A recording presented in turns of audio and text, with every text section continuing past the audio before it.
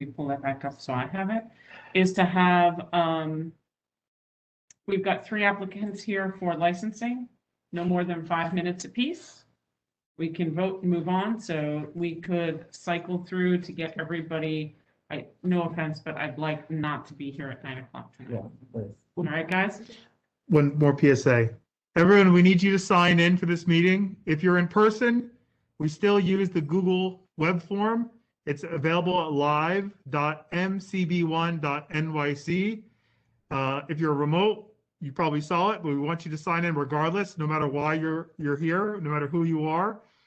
We have QR codes at the door and on that circular table. I also have a station here. If you want to sign in using this laptop, you're free to do so. But everyone needs to sign in so we know that you're here for posterity in our archives. With that, Tammy, I'm done. Thanks. And for the applicants, just so you know, due to the rise in COVID and the variants, our decision was to make sure we had quorum in the room and only quorum in the room. We do have more board members that are online to join us, and our goal is now looking ahead to encourage more people who can be online to be online until they change the rules. Okay? So with that, we'll open up the meeting. Thanks, everybody, for coming. And let's start with 109 West Broadway. Are they here? We were here. 109, welcome.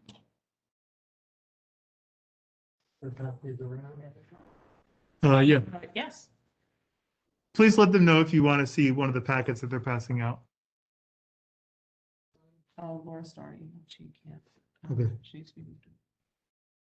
And then what we will also ask, looking ahead in the future, is that we get electronic versions of this so we can share them online. Oh, yeah, but it's nice to have them here. Save the tree. Nice. The loss of petition was, Where's Mark? he was here. You saw Mark? Oh, Marissa. He signed in downstairs. I saw his name for me. He signed in 10 minutes I think ago. he's in 22. I placed it on the so either look at it though, it's just. Yeah, I saw him, I signed in, like 5 minutes before me. I didn't see him physically. I haven't seen him at all. Okay. So let me get Mark. Okay, keep going. Hi there. Welcome. I'm Alex Pincus. This is my brother, Miles Pincus. We are here tonight with an application for 109 West Broadway basement. I'm a resident of the neighborhood. We are the proprietors of Grand Banks, which you may know, which has been in the neighborhood for many years now. We're also the proprietor of Island Oyster, which is also part of the one, as well as Grifton, which is just up in the West Village, Pilot in Brooklyn, and we have an oyster bar in New Orleans as well called Seaworthy. We also have a maritime venture on the side, which welcomes people to Pier 25 Marina and restores historic ships. We have developed a number of restaurants over the years, all focused on sustainable seafood and taking people out of their standard everyday experience. Our restaurants have received numerous awards from Best Waterfront Dining in New York, from New York Magazine, to one of the best waterfront restaurants in the world, from CNN, et cetera, et cetera. We operate safe, family-friendly, welcoming, well-run, problem-free establishments that I believe most of the people in the neighborhood are probably aware of. And we are here tonight with the proposal for our first land-based, properly land-based, year-round operation in New York City. We have 2 venues on land, but they're waterfront seasonal venues in public parks. And this will be our first, outside of New Orleans, our first land-based venue in Manhattan. I will point out that our only other land-based venue that we opened in our hometown of New Orleans won Seafood Restaurant of the Year in its first year in New Orleans, which is a hard thing to do. And it has been a celebrated restaurant since we opened it in the beginning of 2016. We're aspiring to open something very similar here, which is a subterranean cocktail and oyster bar that, really focuses on the neighborhood and really gives us somewhere to go when we're done at work. Just to, have somewhere to be and enjoy an easygoing evening out in the neighborhood. Our space is, as mentioned, in the basement. Above the basement is a daytime coffee shop. The floor above that is a daytime daycare. And then higher up in the building, there are, on the third, fourth, and fifth floors, there are 3 individual residences. We have a minimum support from the building management. We have a couple hundred letters of support from people in the neighborhood. And I'd be happy to answer any questions that anyone has regarding our application. Okay, go around for, anybody have any questions? Richard? Say about the residents in the building, did they voice any support? I have, Sarah, I attempted to reach out to them through the building management, and I was not able to personally get in touch with them, but they're aware of what we're doing and haven't told me anything. There's previously an operation in the exact same space for approximately 10 years. That was my, Yes, there's only now, again, I can't remember the name of the one try, but, Jen, do you know? Jen, you're online? I'm sorry, can you repeat the question? It was a bit Jennifer, have you heard any concerns or opposition for this establishment from any of the neighbors or tenants of the building? For West Broadway, no, I have not. I haven't received correspondence in terms of concerns or complaints. Thanks. Right. Tricia? I just like to speak in favor of this organization. I was here at the first meeting when we were coming out of PTSD from the several events that have been held on the pier. And there was a lot of concern about brand banks. And I think we can all look back on that decision to approve as the best thing we ever did. It revived a waterfront that was completely dead.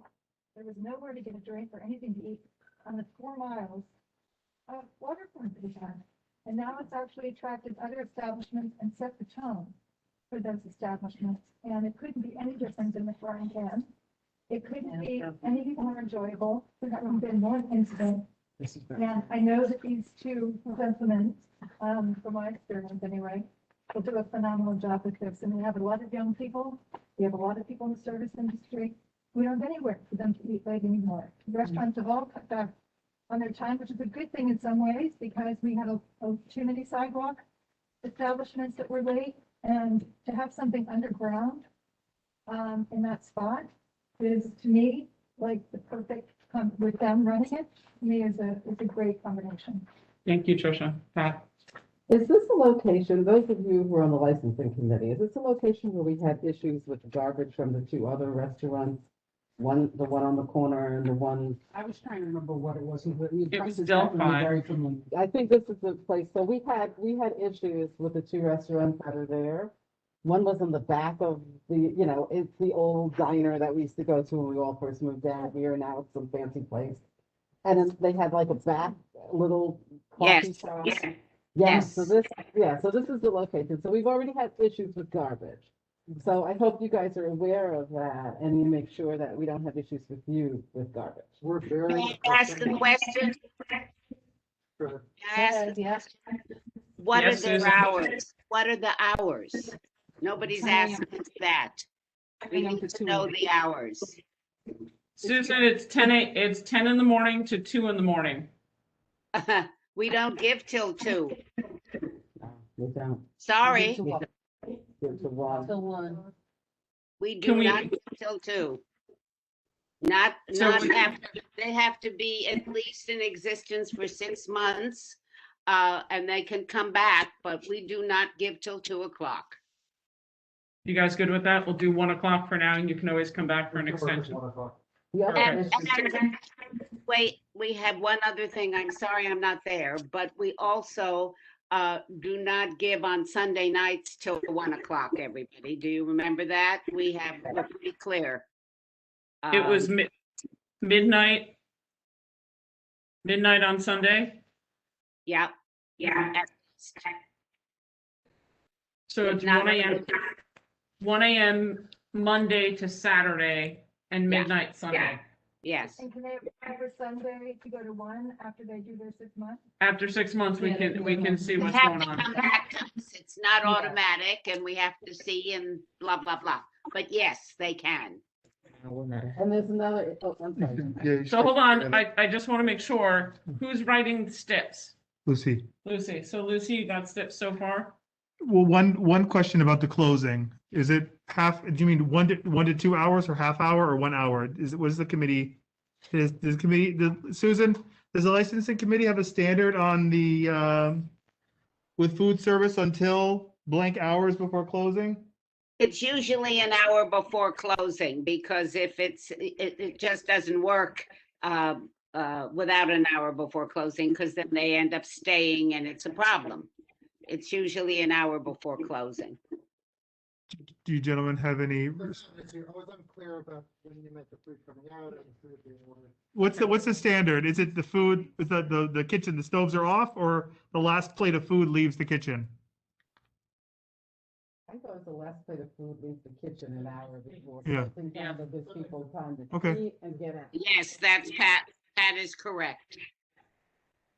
But the other thing, I'm sorry, Marianne, that I wanted to say is, so, okay, so, you know, obviously, this is intended to kind of be a young person's place, and they're gonna be smoking It's actually outside. meant to be a person, I mean, a medium-aged person. It's, Okay. it's, do you-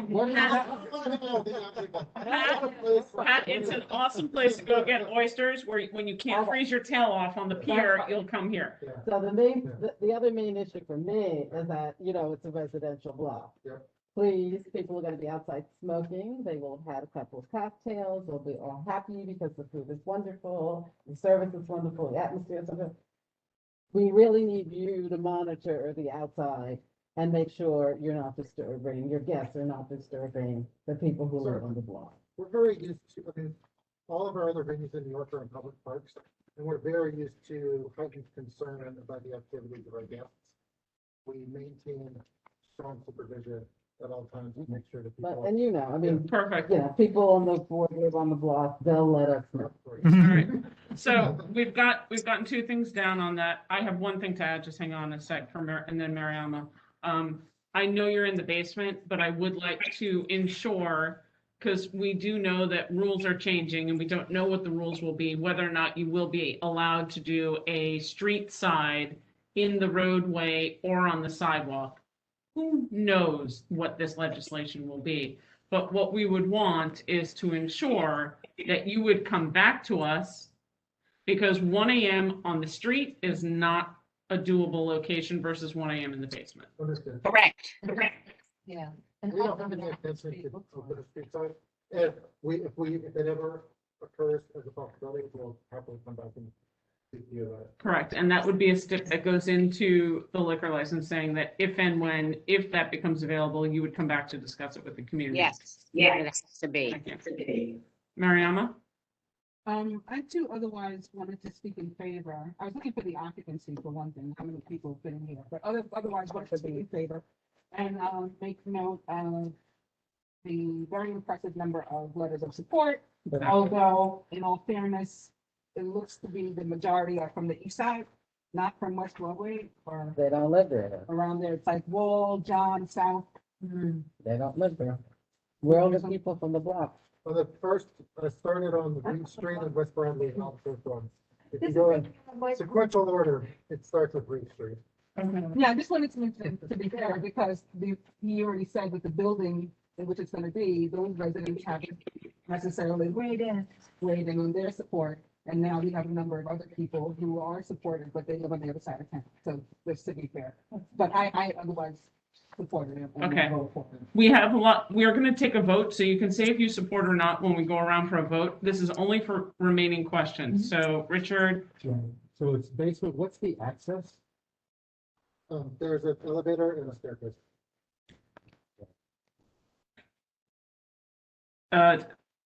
you're last, you get last.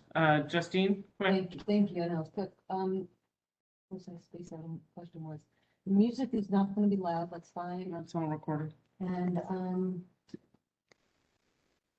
yeah, I forgot. I didn't get the When number of went out people. my- when The I- occupancy on the Sorry. PTO is 79.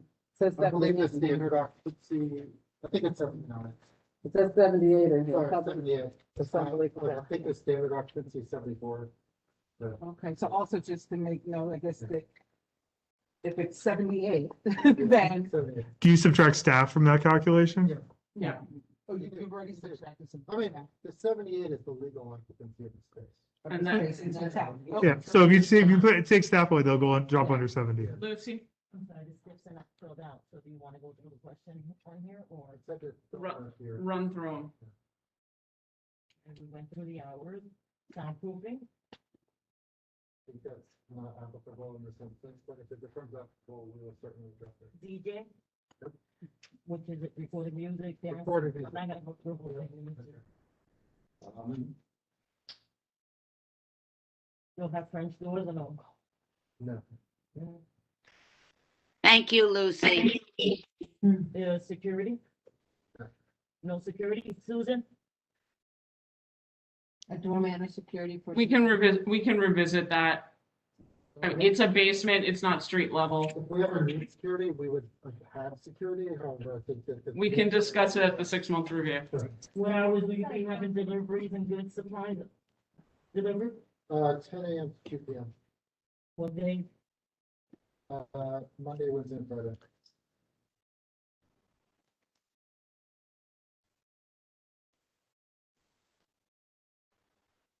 I know that's what that is. Justine, she has to finish going through the step sheet and then we're ready. Okay, and Tammy, you said you wanted to add something on here. I missed what you said. It's about the applicant. If the law passes and it is at all available, they will come back to work out the timing for any road bed or sidewalk availability. Won't be granted as, they will not take it as right. Okay, with the step filled out, thank you, gentlemen. I believe Alice called the question. Do we have? Second. All right, awesome. So all in favor? Are there any no's? Are there any abstentions? Okay, any recusals? Motion passes. Let's go. Thank you. Thank you, gentlemen. Pleasure. All right, 700. Justine abstained, all in favor. You submit to us, or- Lucy can notarize, do you have your notary stuff with you? She doesn't, no, I didn't ask her yesterday. Can we take a picture of it? Yeah. And then you're gonna take it back, you'll get it notarized, and you'll mail it back to our office. Okay, the actual original. The one she's gonna give you, yeah. All right, so, Alice is gonna follow you out the door. She has another question on a different topic. 412 Greenwich Street, application for Kuma Ears LLC, La Belle.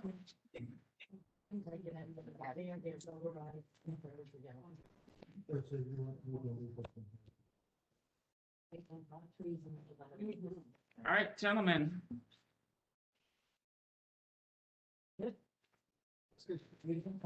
Thank you. We appreciate it. Thank you very much, guys. Excuse me, Thank you. what's the deadline to send it to Jennifer? Jennifer, what's your deadline for the SIP sheet coming back notarized? Because we don't have a full board this week. By full board. So we say 2 weeks before the beginning of next month? Yes.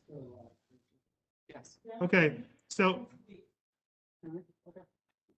Okay, All right, let's go. Gentlemen, thank you for waiting and welcoming Kuma Eats.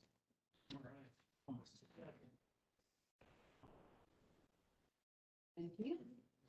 And I will note for the record, he was the first person in the room and helped us set up, so thank you.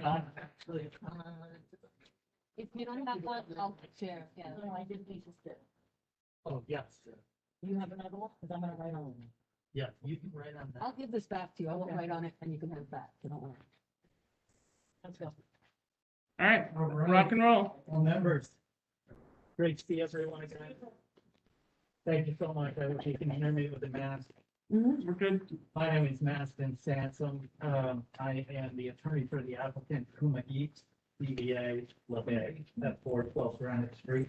I'm joined here by Raul Sato and Sean McHugh. They are owners.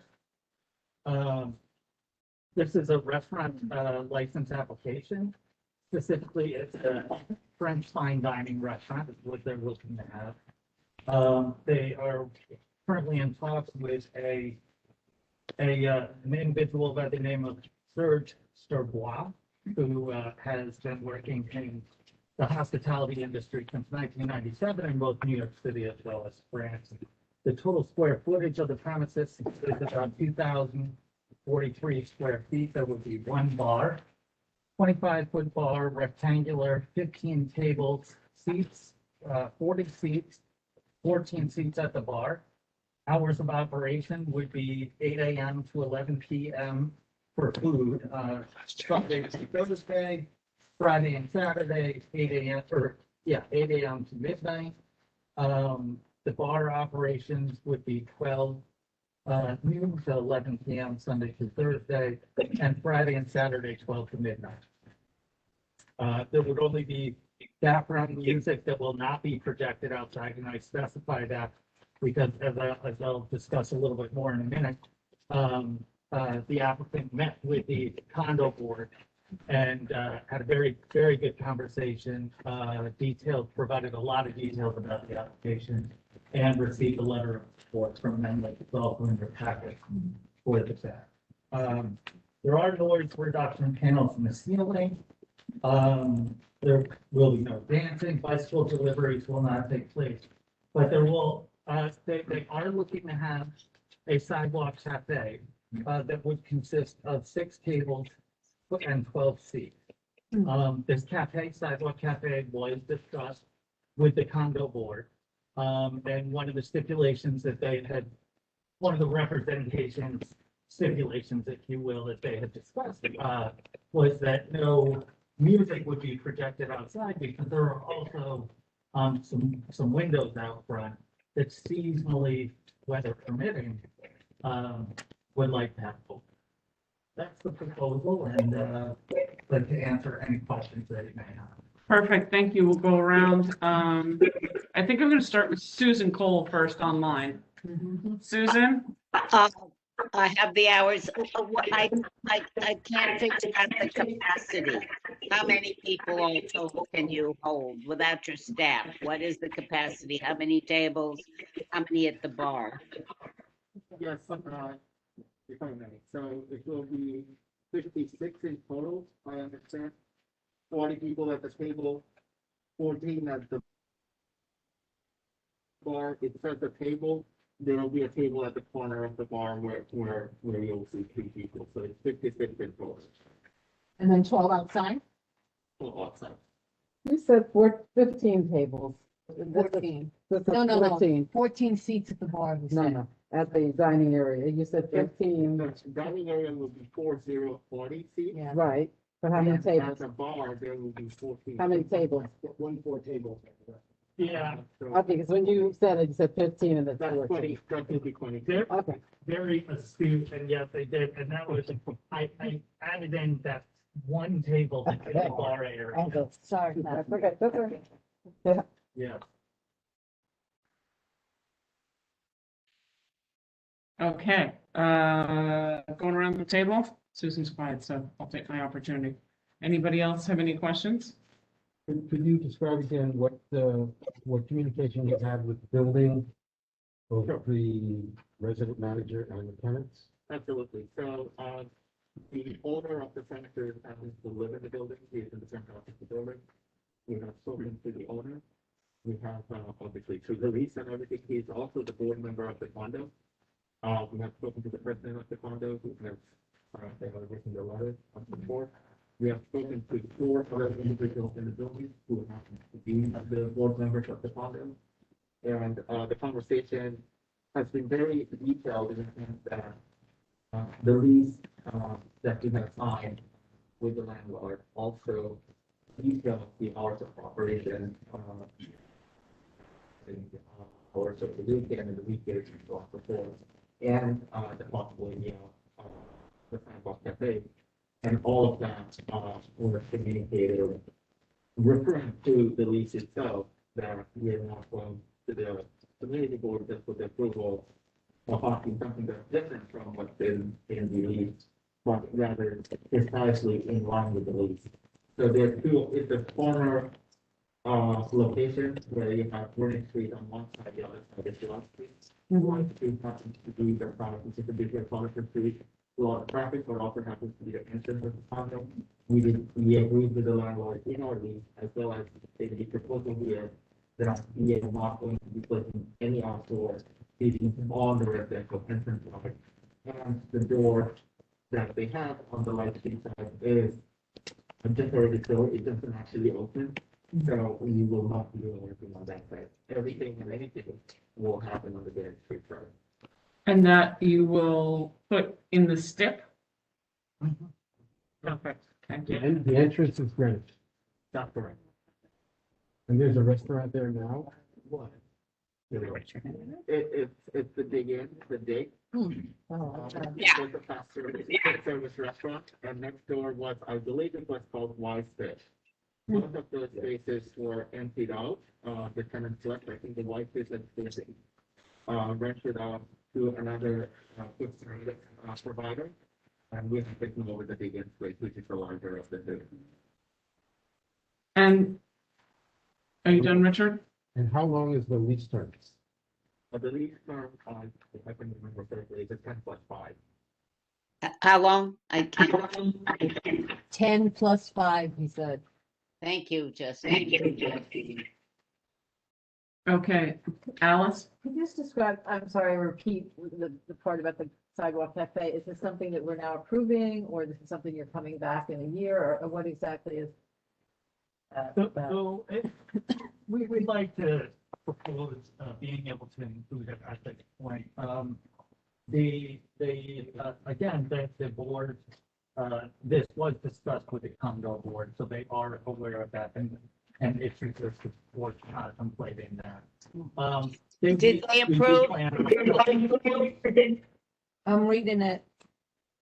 You can't add it, they need to apply for the application before they can add it, they can say that they are applying for it. Okay. but we Sorry. can't- No, that's the timer I had running on them. Oh, sorry. That's okay. Yeah, I just wanted to add that we do intend on applying through the other committee,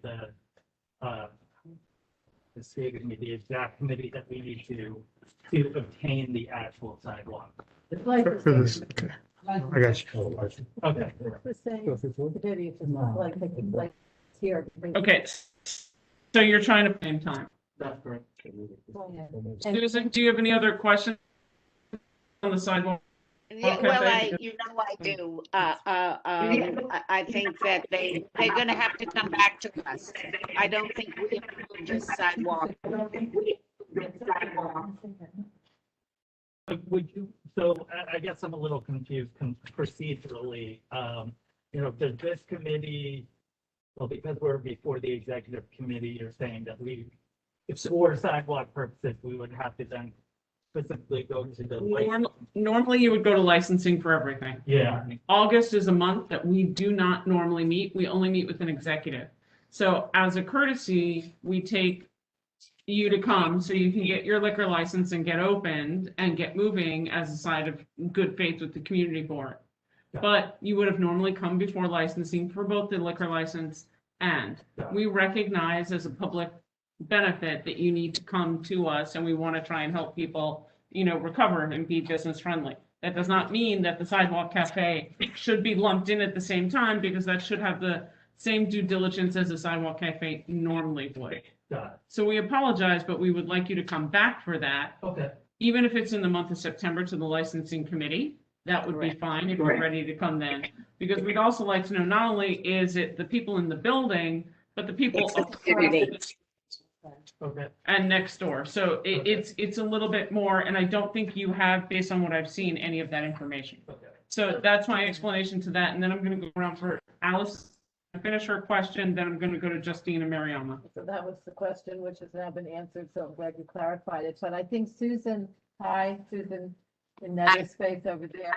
Isn't it true that in licensing, don't we, usually allow for the restaurant to have to be in business for a year before you give a license to the sidewalk cafe, or is that no longer the case? No. Yeah. No. Well, that's No, that's a different. Pat's right. It's such a complicated time at this moment, but we put a lot of constraints on it. Thanks. Alice, we put a number of constraints. And that's why we want to see a plan. They have to show us, I don't know, how it's going to be laid out. Traffic plan, okay? Perfect. No double decker. Thank you. Sam, I may just clarify, we'll be coming back, probably September, October, but, the whole intention of this whole sidewalk cafe for ourselves is we have the, Walton Restaurant executive order that's in place right now. They're doing aggressively quite a bit of sidewalks. The plan that we have put together and we'll plan to present to you, if you're coming back in September, is a plan based on what the original sidewalk cafe rules are in terms of capacity, how many footage from the street and so on and so forth. So are you planning on going? order as being an extraordinary order, but we will abide by the stricter rule of what the sidewalk cafe departments are. Does that clarify whether or not you're planning to open inside and do street bed at the same time? I don't understand the question. With the executive or with the Crossers on the street. I think, to be honest, we're so far away from that. We are 6 months away from it. We don't even know what's going to happen in February in terms of the on the street actually. That'll come back in your stiff as well. Yeah. Justine? I was just gonna say that, the condo board does acknowledge that you guys talked about outdoor seating. They said they wanted, if it happens, to be on Greenwich Street, not Lake Street, which you talked about. Don't block the building entrance. And so you've addressed it sort of, but I guess coming back to September makes a good point. And then at that point, give us an idea about what the sheds would be like. If you're gonna build a shed, wintertime being outside, you might need something. So get a sense of the condo board and the neighbors think about that too. So you said on Lake and not on, Yeah, it says here, on Greenwich, not Lake. thank you. Mhm. Sure. When do they plan to open? Plan to what? He said like 6 months. Open in 6 So months. we are anticipating sometime in spring of 2022, either February or March of 2022. Okay. They're aiming for Q1 to Q2. Okay. Mariama? So my comment also was going to be about the president's of the condo board's letter. It does indicate support for a potential sidewalk cafe. However, it's like indicative of they're anticipating it being in the future. Use the word future. With regard to the sidewalk cafe, so I'm not sure that they're expecting you to apply for it now. And as far as Greenwich versus Lake, we would also require Greenwich if we did approve it, because we don't have Starr Street. Understood. So I think, for the record, I would say that the letter is more ambiguous on the sidewalk part. But, if we could get your approval, we'll seek the approval here first. That approval should be contingent to, the building saying yes to it as well, or if you want to do it the other way around, that's also another thing. I'm sorry to interrupt. You need to apply with DCWP. Once you submit that application, they'll submit it to the community board and the licensing committee will review it then. Right. So as far as am I correct? For DCWP? Yes. For what? For the sidewalk cafe. No, all that's now only through DOT. Okay, DOT, Yeah. sorry. You would have to go through DOT, submit it, and they will submit it to, they will send with the application. Maybe. That's why it goes in the stiff, that they must come back to the community board no matter what. It used to be pretty good. Yeah, yeah. Yeah, no, that's why that goes in there. And Absolutely. Benny, do you have a question? Do you have a question? You're good? Tricia? Mariama, you done? I'm good. Richard, sorry, I didn't see you. I apologize. You're opening at 8 in the morning. What are you going to be serving? And And are you going to be delivering in the neighborhood? It is, so we're opening a French restaurant, and the idea is, is not with dinner service first. I'm sorry? Dinner service first, and make sure the service. Everyone, Start everyone, with dinner quiet in the room. service first. Justine, I'm repeating what he said for them. don't. So we'll start with dinner service first when we open in February. And the idea is to get the operation smooth and everything run properly. And after hopefully 6 months, we'll start lunch service. And the 8 a.m. in the morning is really an ambitious plan that we want to serve breakfast and bakery takeaways. And delivery in the neighborhood or no? Yes or no? Delivery, bike delivery? We won't be doing any deliveries. Call the question. Second, then Go through your steps All right. so we can call the question. 8 AM to 11 PM is okay, guys, on weekday? Yep. Weekends, 8 AM to midnight? Yep. Not Sunday. Well, if the condo said it was okay, I guess. It's all right. Sorry. Service of food will be 1 hour before closing? Yes. Soundproofing? It's not looking feeling. Noise reduction panels and ceiling. DJ, live music, whatever. Which one? You're looking to no live music. Recorded. Recorded music. Yeah. I'm not gonna go through a list, I'm just gonna, you have something. You have any French doors? There any French doors? Well, there are doors, but there are windows. What time did you close the window? We'll close it for dinner at 6 o'clock. Would they be open at 8 a.m. or would you be opening the windows late? I'm just thinking Sunday morning, Saturday morning. Door, I don't know, but probably later. doorman? Late 10. Susan, down there, no doorman? No doorman, no security. Can you put 10 a.m.? They said yes to 10 a.m. in the morning for the windows not open before 10. No sweat, thank you. Susan, you're okay with no security, no doorman? Yes, you know, it's the condo. They're gonna have to deal with it. It's a restaurant. We don't always have security and a doorman, you know. Gotcha. All right. What hours with the supplies being delivered? 8 AM to 5 PM. Days?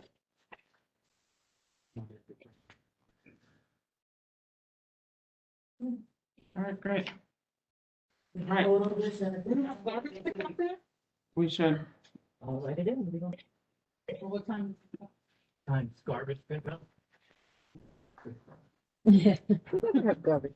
Garbage is actually also specifically released. Yeah. by the And local- deliveries. We did We deliveries, did deliveries. 8 a.m. to 5 a.m. during the weekdays. But Miriam, it's All right. private car. It's private party. Store, obviously in premises, and the pickup will be multiple times during the week, 2 or 3 times a week, but we just have to figure out exactly when that will happen. But, again, very strictly, you're not allowed to obviously let it leak out, everything Perfect. stored inside, everything in. Love that.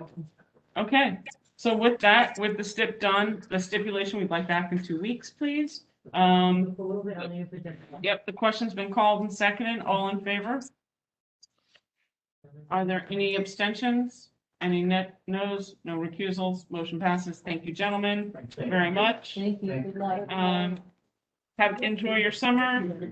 Let's see, we have one update, resolution postponed. Jennifer, Yes, I'm here. Jennifer's gonna give, Yes. yeah, could you tell us where we are on, and what items we have left on the licensing agenda? Sure. So before we move on to the rules list, just a quick update for 225 Liberty Street for Annie Liberty LLC, as well as for 275 Church Street, Tiny's Gumbo Bar NYC LLC. A quick update. So from last month's full board meeting, when the board agreed to vote to table the resolutions for both of these applications so that the applicants can send in their stipulations to us before they move forward with the applications with the SLA. 275 Church Street, Tiny's Gumbo Bar, they have submitted in their stipulations, and the attorney for 225 Liberty confirmed that they're sending in their stipulations over today. It's just a bit of a layover from the applicant's end to have it notarized. So that being said, I would ask if the committee would want to take on a vote to table the reso for 225 Liberty again till the next month, or if you vote with the caveat that we receive the stipulations. Nope. I they would get to- suggest, I would suggest that if we send the stipulations, that we vote to approve it, and if they don't send the stipulations, it's in our vote that they'll have to come back. But I don't see why they would have to come back if they vote the stipulations. If they bring in the stipulations. So when? They haven't yet. I think that's the issue. So, I mean, Jennifer says that they're on the way. Now, you know, do we, are we gonna take them on their word? I mean, what's the worst? We approve it, and if that we receive the stipulations by tomorrow. If not, they have to be back in September. Is there a problem with that? nope, it's as you want to go. Yeah, I think that would be okay. If they don't bring the stipulations back, then they have to come in September. Perfect. I'm fine with that. Everybody else good with that? Yes. What's the time frame that they have to return them back? End of the month. We 2 didn't weeks. have quorum, but everybody in the committee did vote for those, did support those. Exactly. All right, so with that note, we're gonna take the two of them together, okay, as one solid vote. So, and this is assuming the stips come back, no problem. All in favor? Are there any any noes? No abstentions, no recusals, unanimous. Moving along, love it. Okay, Jen, do you have any other updates that you need to give us for licensing, or I Susan? have one thing. I Okay. just want to report very quickly that there's an item on Beaver Street for a Japanese restaurant that to renew their license. And I live in that building, so does Joel. But they have not paid the rent, blah, blah, blah. I don't have any trouble. As Lucian and I discussed, we have never not approved a license unless somebody has come to us with a problem if they haven't paid their rent. It's very complicated. So I think we just, I wanted to send a letter, but Lucian said we've never done it before. So, and I have a conflict since I live in the building. So you're just all informed and we're letting it go through. Right? Is it on here? It's not on. It's a renewal. 3 Hanover Square. Yeah. So, Well, it's a 60 Beaver. It comes up with It's 60 60 Beaver. Beaver. It's not 3 Hanover, it's 60 Beaver. Yeah, It's the back of the building. So Yeah. we've never done it. Here.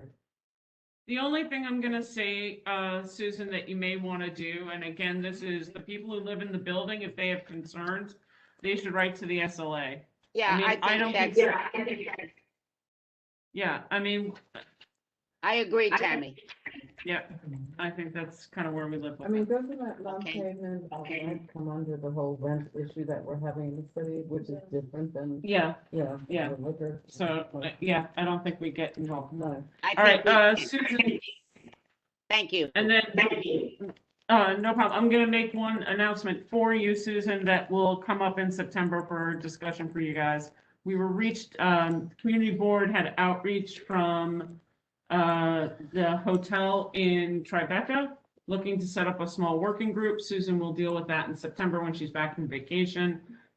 They would like to pursue dialogue for conversation to work out, a working group before they come back to us for a liquor license to smooth the path. I said that that was fine, and Susan and I will talk about it when she's back from vacation in September and figure out so we can have a representative group plus some neighbors and other people on that. What is this? Is this The hotel that The came big, to us. new fancy schmancy hotel. Yeah. at $500 a night. Yeah. Rebecca Grand, I'm sorry. No, it's a brand new hotel opening up. Oh.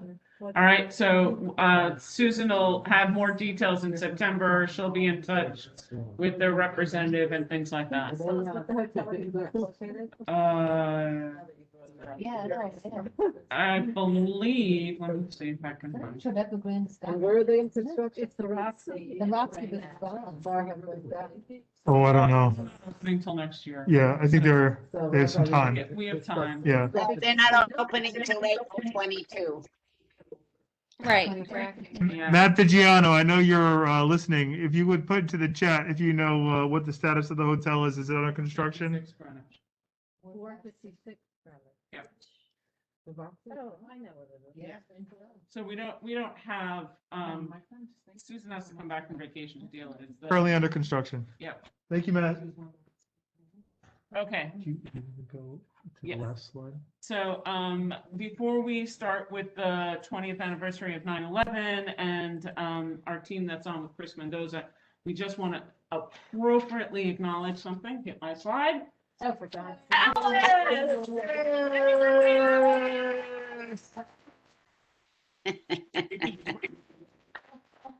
So Alice's birthday is this week, and she was kind to come, and she's turning bright red. My vice chair, and want to say thank you very much for being here hard. She is one of the hardest working community members ever. So What are we getting next year? happy birthday, Alice, and when we don't have to wear masks, we will all be having a cocktail. Yeah, these are fake presents. There's no conflicts here. No conflict of interest. Yeah. They don't actually open. Under $50. Exactly. All right, so let's move on and let's unmic Chris Mendoza, who's the manager of community and government affairs for the 9/11 Museum and Memorial. And then after that, we're going to have the team from Tunnel to Towers, which we will vote on a resolution, which we do every year. And there we go. Chris, you should be able to unmute yourself. Let me see. Are you still in the list? Yes, you're there. How are you guys doing? Can you hear me? Yes, sir. Hi. How's everyone doing? Doing great. Thanks for joining us, Chris. Great. No, I apologize if you hear some kids yelling. I'm at my nephew's baseball practice all of a sudden. So, but wanted to thank you guys for inviting me over to talk a little bit about the 20th anniversary. Lucian, how much time do I have again? I'm sorry. Tammy? As short as you would like to make it. Okay. All right. Well, you know, I wanted to kind of just talk a little bit about the ceremony. I'm open to take as many questions as much as you guys have. But as you guys know, the ceremony is coming up very, very soon. It's the 20th anniversary. For the most part, things have returned back to normal, unlike last year, you know, where we had to make a couple of adjustments because of COVID. This year, we are doing the reading of the names, the live reading of the names with individuals. We will be doing tribute and light. You know, as you know, right now with the key to New York City, there's some adjustments that we might need to make regarding vaccinations and so forth. But currently, everything is back to as normal as things can be. For the tribute and lights, we'll be doing our annual tribute and lights in the evening of 9/11. We're also inviting iconic buildings around New York City and across the country to join us in lighting their buildings blue. So some of those buildings, we'll have Niagara Falls lit up blue on the Canadian side, the Empire State Building, Barclays Center, some of the stadiums as well. That'll be happening on 9/11. The day before, on September 10th, is our annual community evening. So that's information that if you doesn't have, I'll make sure to send to you guys as well, where our stakeholders are downtown residents, survivors, first responders. The museum is reserved specifically for them from the hours of 2 to 5 p.m. On 9/10, and museum admission is completely free. As it should be. All right, Chris. Yeah. We just, you and I had a conversation which we're looking to get a group together to talk about laying of the wreaths for the communities. Do you want to, is that also during that same time frame of the community stuff on September 10th? Yeah, so we can work with your timing as the community board can, whenever they want to do it. Ideally, if we can do it September 10th, that would be great, just because it is the day before 9/11, might, the timing might work out a little bit better there, but we lay a wreath on behalf of the community board, welcome the community board there to lay the wreath and kind of pay their respects at the memorial if you guys want. So I was speaking to Lucien a little bit about that to schedule a day and time, but that is something 100% that you guys are more than welcome to do at the memorial. So one of the things that I was talking with the 9/11 Museum about is the fact that we are here. Many people have been here before. We were here the 10th, the 11th, and the 12th. And so having a spot and opportunity to recognize those people who have been part of the community for the length, above and beyond our first responders, but to represent the community, to represent the kids in the schools, to represent the teachers, to represent the people who live here, continue to live here pre and post. And that we would figure out something to do on and how to do it. So I'm open to all ideas and suggestions. Anybody who wants to be involved with it, this should not be driven solely by me. If I had it my choice and somebody asked me what I thought, I think that at the time when we were a community, we went by neighborhoods, and each wreath should have a neighborhood. Each neighborhood should have a wreath, and it shouldn't be one, it should be many that are placed together. But that was, somebody else is going to have a much smarter idea than that. So if you want to be involved, email Lucien. And we have the next 2 weeks to figure that out. 3 weeks. We don't have to be in person to have this dialogue. We can do it by phone or Zoom. Okay. And I'm putting my email in the chat. Where would this take place? Chris, where would this take place? The wreath laying would take place ideally in the memorial. If there's a particular place by the memorial pools that you want to put wreaths at, we can make that work. Most times people lay wreaths by our survivor tree. So the survivor tree, as you guys know, is the only tree found, in the wreckage, which was nursed back to health and then replanted back at the memorial. So it's very symbolic towards the resiliency and strength of the community. I'm sorry, can you hear me? I can keep going. Somebody else is talking. I got her. We're I looking got her. for him.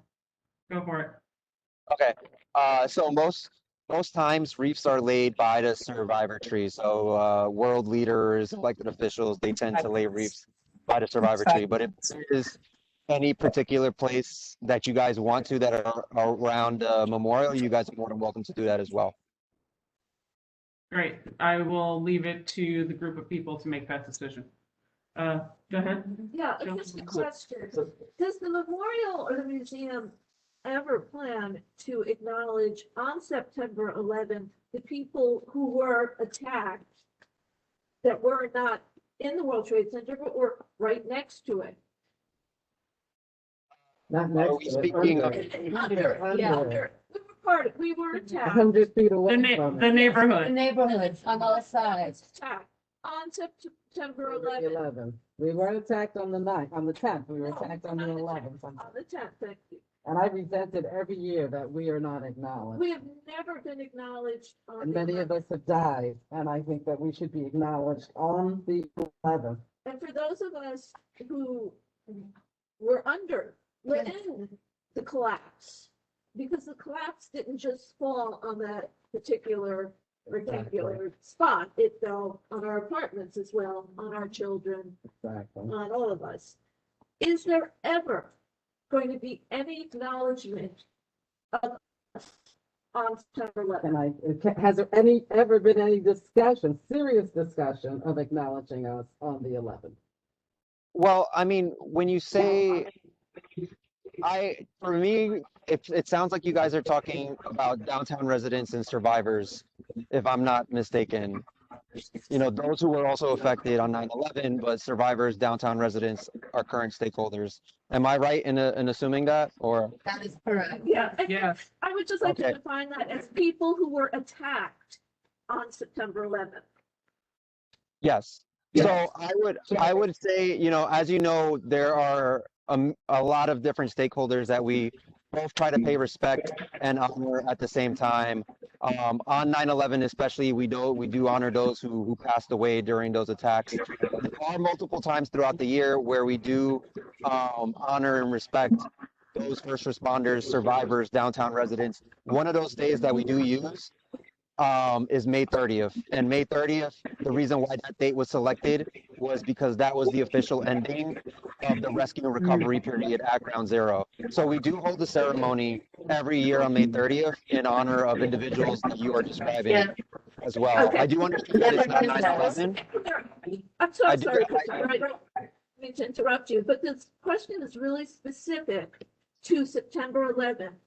Has there been any discussion, will there be any discussion of acknowledging the people who were attacked on September 11th, who were across the street, the buildings came down, the kids in the As school. many of us have died in the 20 years. Yeah, so on September 11th, on the day of the attack. Yeah. Okay, so I think, Chris, what you're hearing is, will the community have a place in the discussion on September 11th?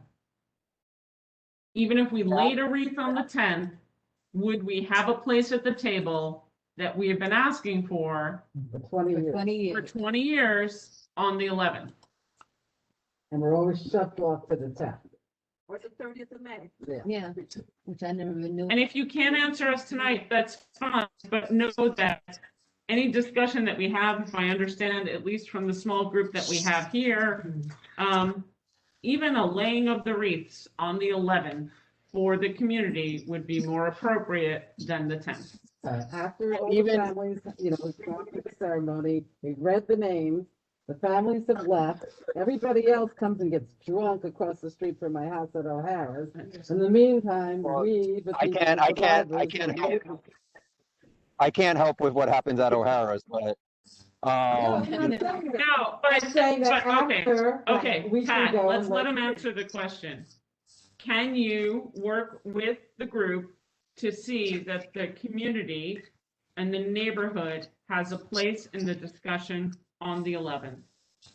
I can always bring that back. Obviously, as you guys know, that I can't say one way or the other today. It's something that has to be part of a larger conversation, and I'm glad that we are talking and that we are, between myself, Jay, Lauren, who was at the committee hearing as well, and Lucian, that we can continue having these conversations. I can't say one way or the other at this point, other than bringing those concerns back to the leadership at the museum about the 11th specifically. Outside of the 11th, though. Chris, I will Yes. tell you that your museum includes many items that were donated and brought by the community. Yeah, exactly. Part of the museum exists because the community supported it and the community helped build it. So understand the dialogue of where we're going.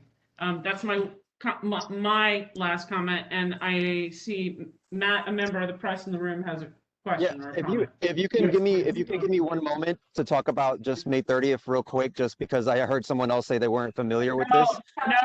No, sorry, Chris. No. No. No. Okay. Jill. Sorry. Chris, no offense, we really don't want to hear about May 30th right now. That can problem. come at another time where we got many months away from that. Go ahead. Hi, I'm a reporter for the Battery Park City broadsheet.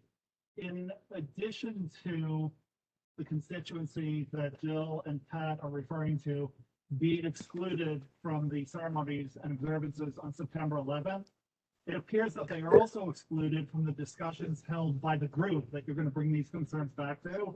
Instead of you bringing these concerns back, why aren't leaders from that constituency and from this board in the room for that discussion and making the case there with the actual decision makers?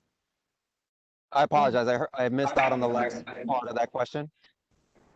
Come stand closer so he can hear. Sure. Can you hear me now? Yes. Yeah. Okay. In addition to the constituencies that Pat and Jill are referring to being excluded for 20 years from the ceremonies on September 11th, it appears that they are also excluded from the deliberations and decision-making by the group to which you are going to bring these concerns back? Why are members of this board and members of those constituencies not in that room participating in that decision? Well, I mean, if you guys, I would love to, you know, again, talk back to the leadership and try to see what we can organize to see if we can have a discussion amongst everyone together in the room. I can't answer the question as to why it hasn't happened or why it hasn't happened in the past. You know, the ceremony hasn't changed much from when it started to where it's at now. You know, it's been a ceremony that's been dedicated. To begin with, and it's still broken, and because the process is broken. So how about fixing the process in order to fix the result of the process? So Chris, that's what, we would hope that you can come back to us. And before we will come back to you and talk amongst ourselves about wreaths and locations and how we want to do that.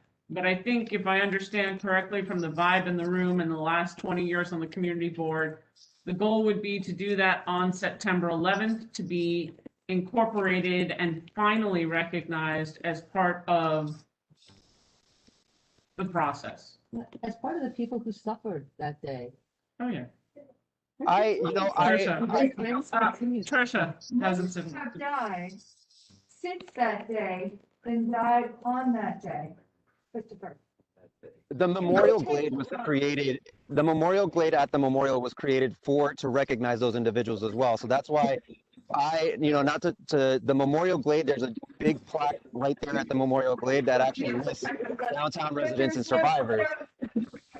I get it, but there's no ceremony.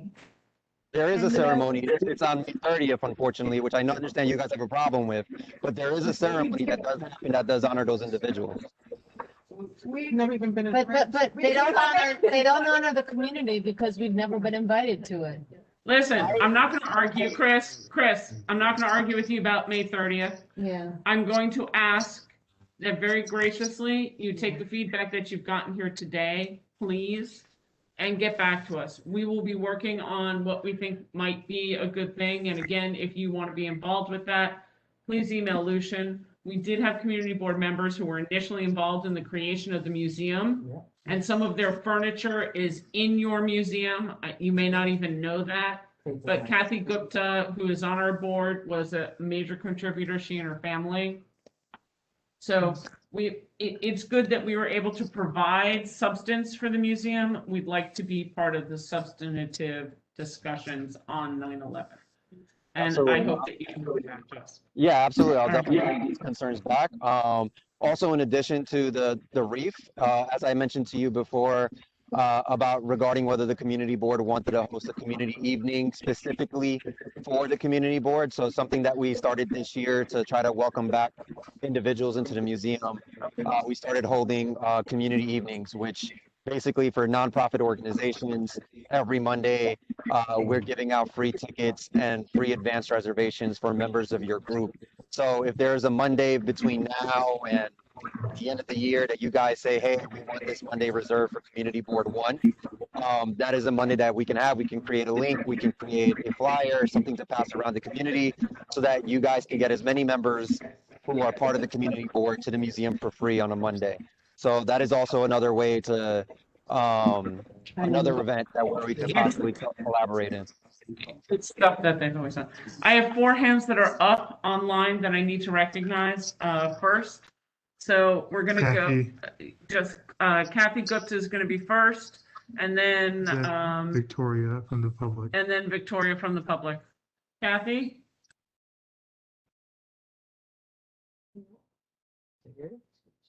Kathy, can you unmute yourself? Oh, sorry. It turns out that my question was pretty much asked, and it was about incorporating the memorial blade somehow with the number of people we all know who have either passed away or become ill. And it's a constant presence and reminder of the impact of 9/11 in this community. So I'll leave it at that. It sounds like a message, and the blade will have to be overall conversation. Okay. Exactly. Thank you, Kathy. Victoria? in the public? Oh, got it, sorry. Yep. Okay, Victoria, I'm unmuting you. Hello. Yep, you're unmuted. Hi, Hi, Victoria, welcome. everyone. Hi, thank you. Chris, maybe I can say this for everyone else. We are at Northmore and Greenwich. Those planes were aimed at our homes. Many people are ill, just like everyone else. Many of our homes have been tied up in litigation. Many of us are really suffering the same horror as every single one of those families did on that day. And the unwillingness to acknowledge that those terrorists aimed their planes at our homes is not okay. So we don't want to be secondary. We are not, whether we died yet or not, whether we have been victims or not, we are victims. And the idea that that is not being acknowledged is not okay with any of us. We paid a bigger price than many of the families of the 9/11 survivors were considered 9/11 families. So I think that that's what everyone is trying to say to you, is just because it just so happened that part of the plane didn't land on our homes and they didn't blow up, we are the affected parties. And it feels very hurtful to the rest of us. Where our children, we had to explain terrorism to our children. Our lives were changed forever, just as drastically as all of those families. And we have fought for the families. We have fought for the firemen, many of them that we know personally. Bob De Niro was the first one to raise money. We know our firemen very, very well. What we're trying to say is we are the affected parties and we want to be acknowledged. And 20 years later, we would very much appreciate if you go back to your board and get us our ask. We're tired of asking, and we shouldn't be in a position where we're saying, what about us? All of our lives changed on that day, some in very traumatic ways. We're fighting to protect our community. All of this money was thrown at our communities, forcing people out. It's not okay. Many of us have cancer, have spots on our lungs. Many of us will die because of 9/11. And it is our day like everybody else's. And I just want to say in the very kindest way possible that you're not hearing us and we need to be heard. It's part of our recovery. So I thank you. So I think that's, I apologize, Chris, but I think that's where we might want to end it for right now. If you could send us a schedule for what you have for events so we can circulate it to the community, because we do know that for 21 years, there will be street closures and all kinds of other things. And it is best to let the community know the times of what's happening, because you cannot drive, you cannot go, you cannot subway, you cannot anything. So whatever information that you have would be great if you could share it. And we'd like a date when we can actually have this conversation Oh, about us being included. yeah. We're gonna get our group together, and that will not be very long before we're not done. All right, Chris, anything else you have for us? No, I just wanted to mention, again, one last thing was our Anniversary in the Schools webinar. I will share the link with that to Lucian and yourself as well. It's a webinar that we do every year on September 11th. This year we'll be doing it on September 10th and September 11th. This is the first time that, we'll be opening it up to community organizations. Before, it was just for children in school. This is a live webinar that, again, features survivors, residents, first responders, and they talk about their firsthand accounts, and then usually followed by a live Q&A virtually. So this is another event that we do to not only recognize those who passed away on 9/11, but to those who continue suffering through 9/11 health illnesses and the stakeholders that are still alive today.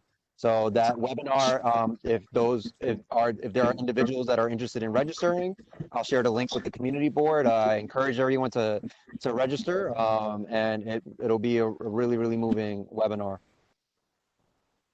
Thank you very much. We will share that information.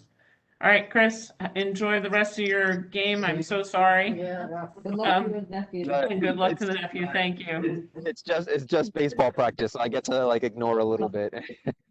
There you go. All righty. Thank you Thank you, very, very Chris. much, Chris. Thank you. All right, Thank you. which puts us directly into Susan Starr from Tunnel to Towers. We normally do this months in advance, but with COVID and everything else, we just didn't get them here. They came last month, talked about the event, and this is where we do our resolution for. But we basically just usually go. The one from the year before. Yeah, Yeah. use the one, exactly. It's a repeat. Same. Susan, Susan, if you are here, if you can let us know if there's any changes that we need to know about, or unless everything's exactly the same. Great, yes, thank you so much. Thank you for the opportunity to speak with you on July 27th. Once again, I'm Susan Starr, the Director of Special Events for the Tunnel to Towers Foundation. I am joined. Can you step closer to your mic? Okay, turn her volume up. Yeah. Yeah, I think so. All right. That's Yes, I can. All right, How we we got doing? it. Better? Much better. Thank you. Yes. Terrific. So, once again, I'm Susan Starr, the Director of Special Events for the Tunnel to Towers Foundation. I am joined tonight by Gina Della Ragione, who is our Executive Vice President. Thank you for allowing us to speak with you on July 27th. And once again, we are delighted to be back. I'm sure, I assume you guys know who we are. We do. Great, so I'm not going to bore you with that part. Our signature event is our annual New York City Tunnel to Towers 5K. As per the City of New York, it is always the final Sunday of September, which will be Sunday, September 26th this year. Our ask is very simple. It's for a repeat of that which you approved in 2019. I have no changes whatsoever unless COVID dictates there will be changes. And of course, we are paying attention hourly. Just to give you a quick run through, of course, now my lights are going off. The ask is exactly the same. Our load-in would be Saturday, September 25th at 8 a.m. We work throughout the day. It's actually a pretty quiet day. The run begins Sunday, the 26th at 8:30 a.m. Our final wave is released in Brooklyn at 10:40. We do some festivities on Vesey Street between 10:30 and 1 p.m. And by 2 o'clock, the West Side Highway is reopened we promise to continue to be gracious guests and to leave that street cleaner than how we found it. Some developments since the last time we spoke on the 27th is we have already secured our NYPD permit. So I do have one of our first most important permits in hand. The other ones are in progress currently. So that's what I can share with you about the New York City run. Perfect. We'll go around the table if you don't mind for questions. Justine goes first.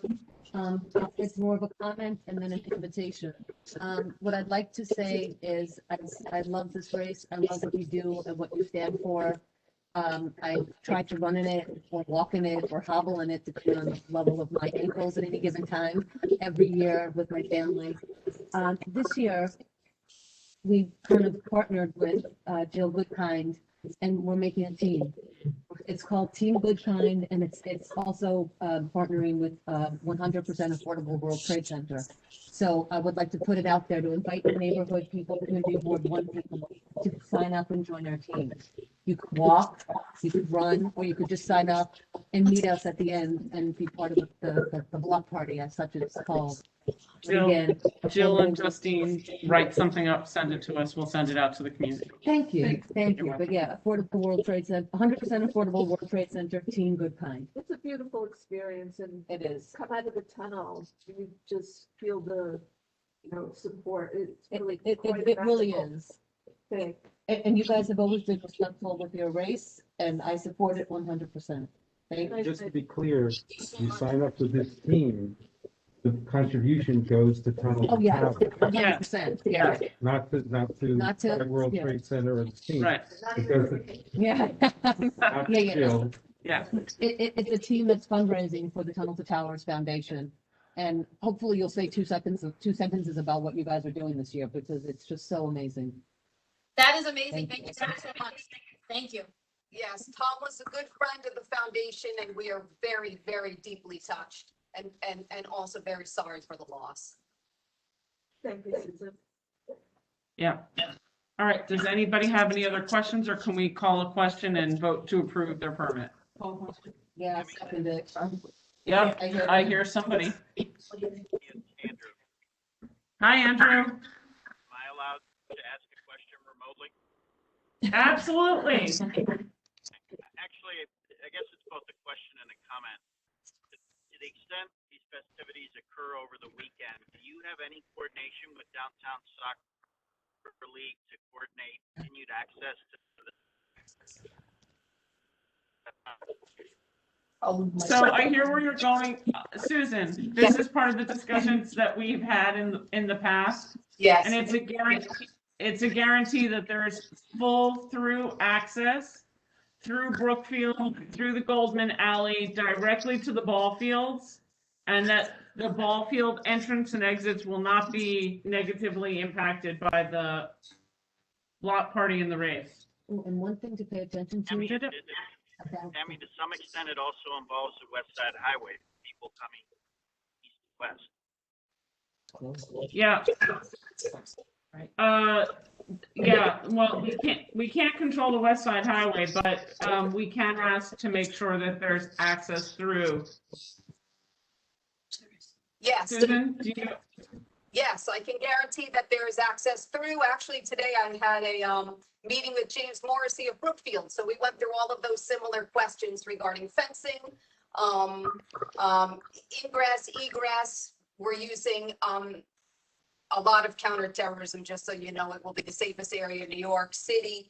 And we'd like to keep it as open as possible and use dogs, so that we can keep it as open as possible and keep the flow of people moving. In addition, we are going to be using some additional uniforms to move people off of West Street more quickly, because I do know that, you know, sometimes it gets a little congested there, and we once again want to remain gracious guests and not impose too much. I think Andrew and I both experienced in the past years, there was the bike lanes were closed and the sidewalk access on West Street was closed. Do you know if that will be open? I think you've staged in the past, there was a, what do you call it, a first aid station there that closed it. So what we were discussing today is moving that to the south side of the street and getting it more onto Vesey and off of West. This way that area is more open. I do hear your concerns and have heard them. So, you know, we continue to work toward making sure that the flow remains open. So I think that those smaller tweaks will get us where we need to be. So yes, I hear you. And I know exactly what you're talking about. It came up today. Okay. Andrew, did that cover everything? It covers everything, I guess, to the extent we can manage. I can just tell you from experience, there's quite a bit of angst with families from Becca and other areas trying to figure out how to get across West Street. And it's a fairly considerable period of time. If it's something we can't manage. So Susan, can you put some extra thought to that? Yes, I can. Absolutely. So NYPD does indeed have the West Side Highway closed, portions of it from 8 a.m. and it must be open by 2 p.m. So that is our promise to NYPD and our promise to you. And certainly I do understand about the ball fields. You know, we've discussed it in the past. It's been 2 years, so we look forward to delivering on your ask this year. Okay, Justine? Just a quick point. With the ball fields being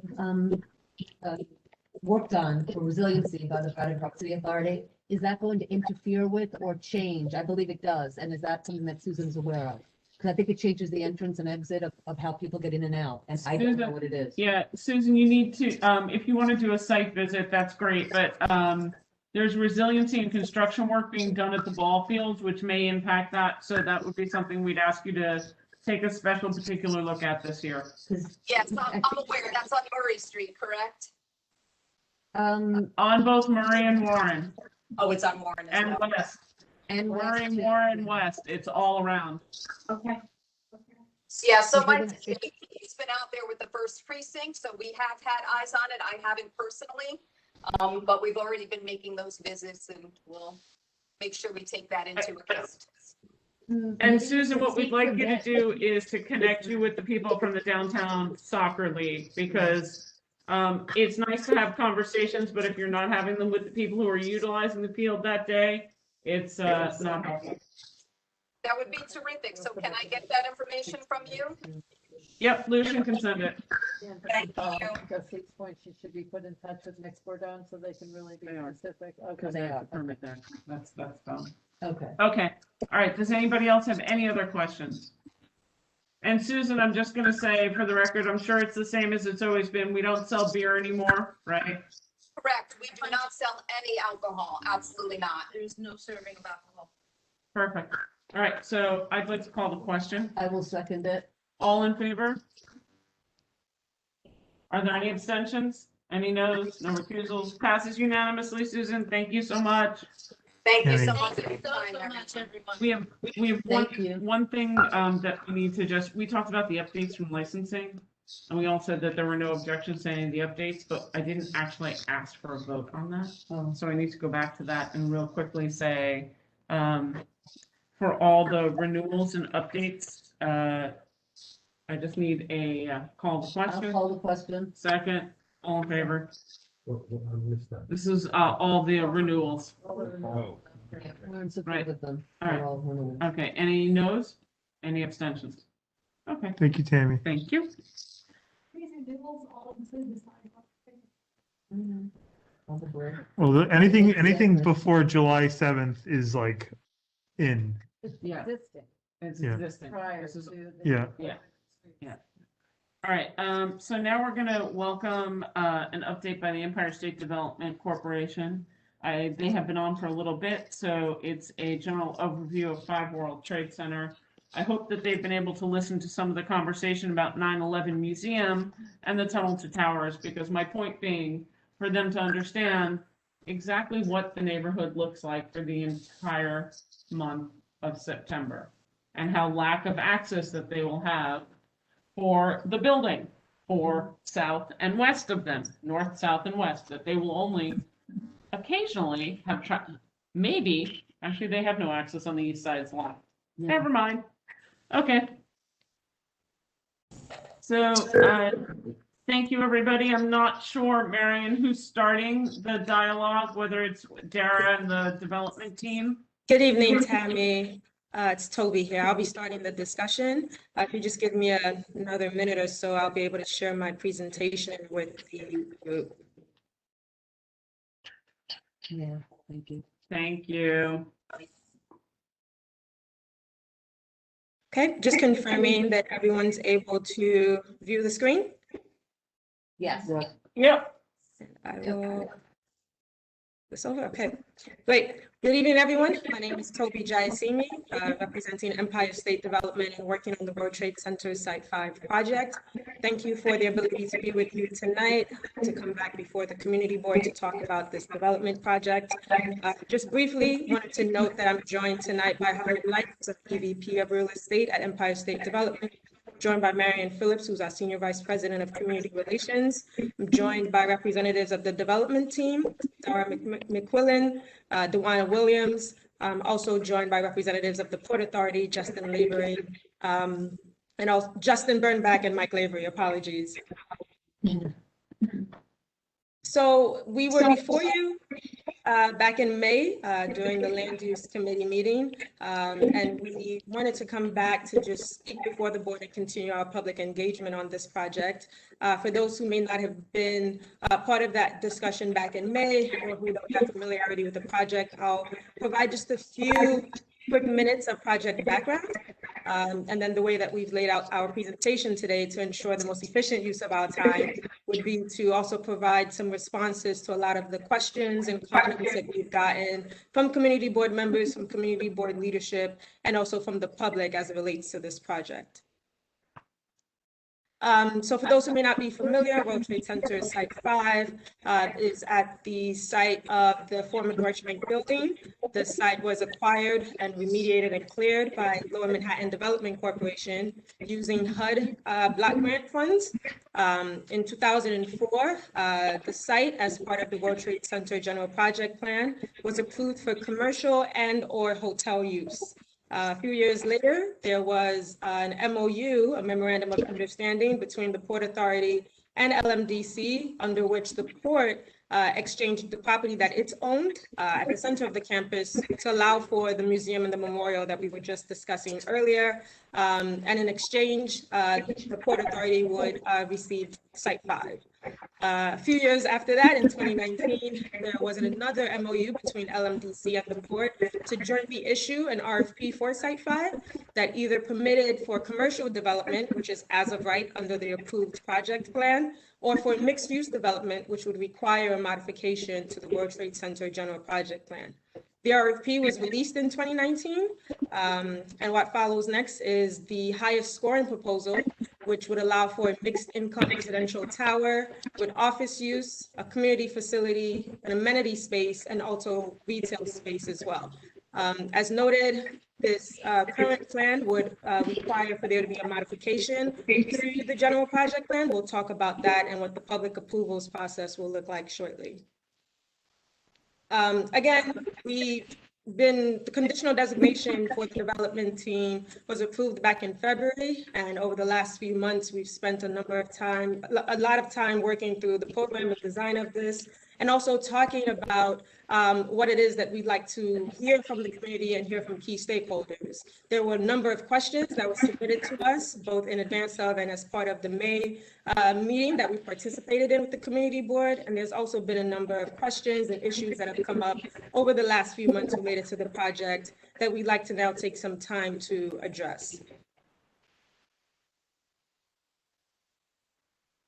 Okay, so one of the questions that has come up, again, as I referenced this idea of there being the need for a modification to the general project plan to allow for there to be residential use, would be what the public approvals and what the public review process for this project will look like.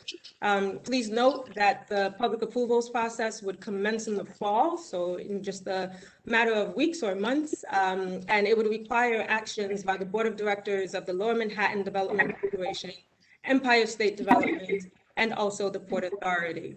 During the public review process, there'll be public hearings. There'll be an opportunity also for comment on the draft environmental assessment that's being established for the project, the proposed modifications to the general project plan, and also the terms of the ground lease to the developer.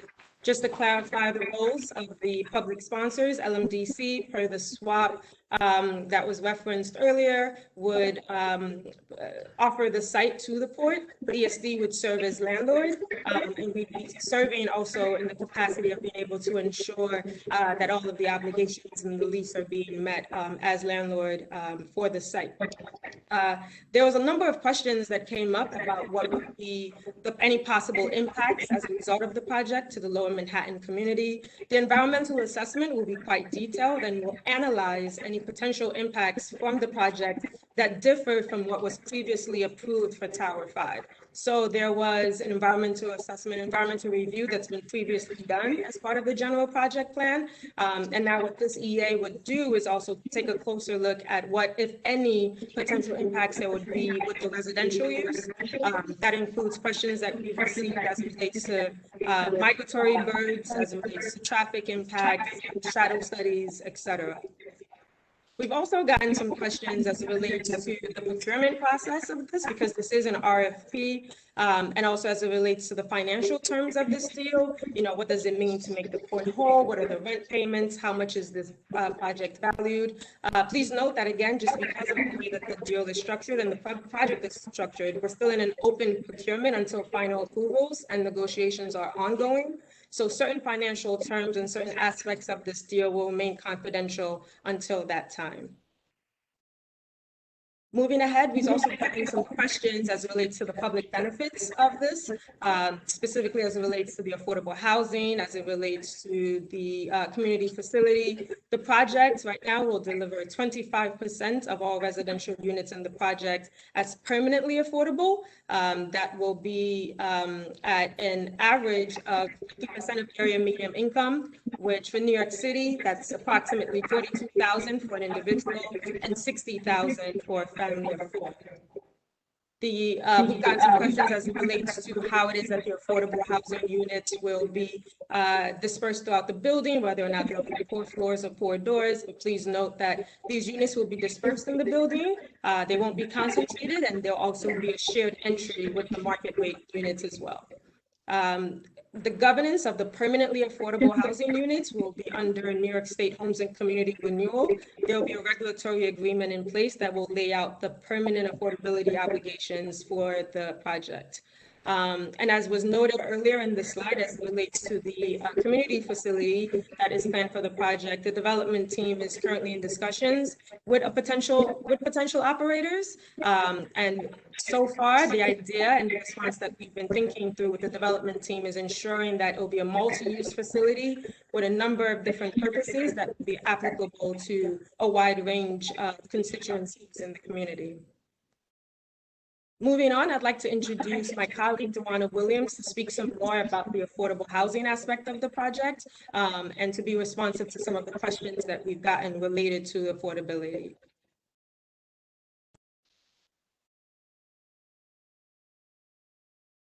Unmute. And then mute themselves. Yeah, You want to, we can't hear you. Can you hear me now? Yeah, Thank you. Thank you, Toby, and thank you, Community Board One, for having us. As she mentioned, I'm Duana Williams, Managing Principal of DeBar Development Partners. Along with AMI New York, we are the affordable housing partners on the project, and with Silverstein and Brookville form the development team. As was mentioned, the project program is contemplated to include 25% affordable, which means that there will be 300 plus permanently affordable units. There will be 300 plus affordable units ranging from 30% to 80% of AMI. I'd like to note that part of the way that we arrived at this number is based on requests that we've heard from Community Board One for more deeply affordable units and for permanently affordable units. We also took some time to look at the number of units created over the past 20 years. Particularly from the year 2000 through 2017, we note that 20,000 plus units of new construction and renovated units were created. Approximately 5% of those are affordable, which amounts to approximately 1,096 units. World Trade Center 5 will increase the number of affordable units in Community Board One by approximately 30%. With this 300 plus units. As you will see from this graph on the right, from 2000 through 2018, approximately 61 units per year were created. With this development, we would increase that number by a factor of 5 times with the 300 plus units. Also, as was mentioned, the average AMI is 50%, which is approximately $775 for a studio apartment, or with the range of 30% to 80% of AMI for an individual, that would be approximately $25,000 to $66,000 in income. Currently, and at this time, there's no subsidy contemplated. I will end here, and I look forward to answering your questions. Now I'll turn it over to Toby. Thank you, Duana. Continuing on. Toby, are we doing Q&A at the very end or per section? I think it would be most efficient if we did it at the very end to allow for us to run through the presentation and make the best use of our time, but I defer to you as chair. I'm fine. Keep going. Thank you. It also gives me a time to get a sip of water after the presentation.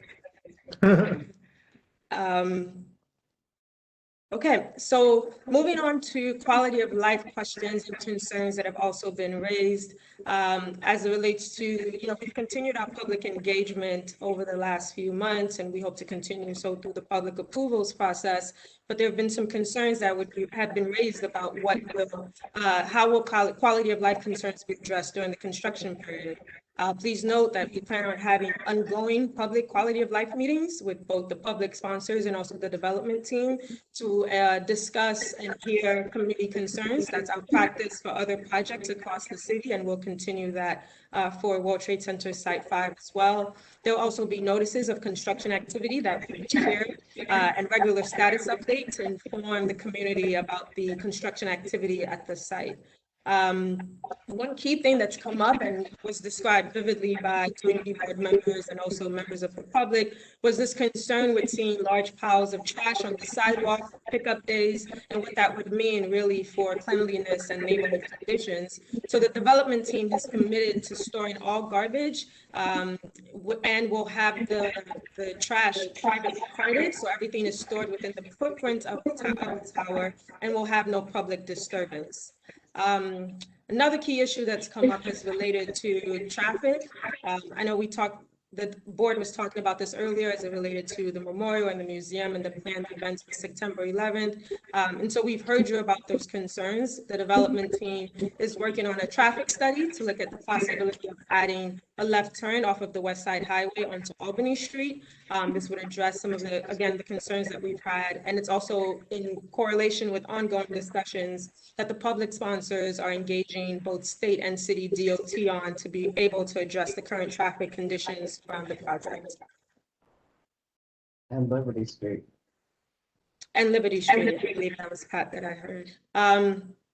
Another question that's come up, again, noting the MOU that was established for the swap of the museum and memorial sites for World Trade Center Site 5. There were some concerns as it relates to the use restrictions. And so please note that the site for both the museum and the memorial are currently owned by the Port Authority, and they will be continued to be leased by the Port Authority through a long-term lease that is being held in escrow pending the completion of the Site 5 transaction. Prior to the closing of the Site 5 transaction, LMDC and Port Authority will sign and record a declaration of restrictions, and this will restrict use of the museum and memorial premises according to its current use. Right, so what this does is with the recording of the declaration of restrictions, it will continue to apply even if the memorial and museum site is transferred in the future.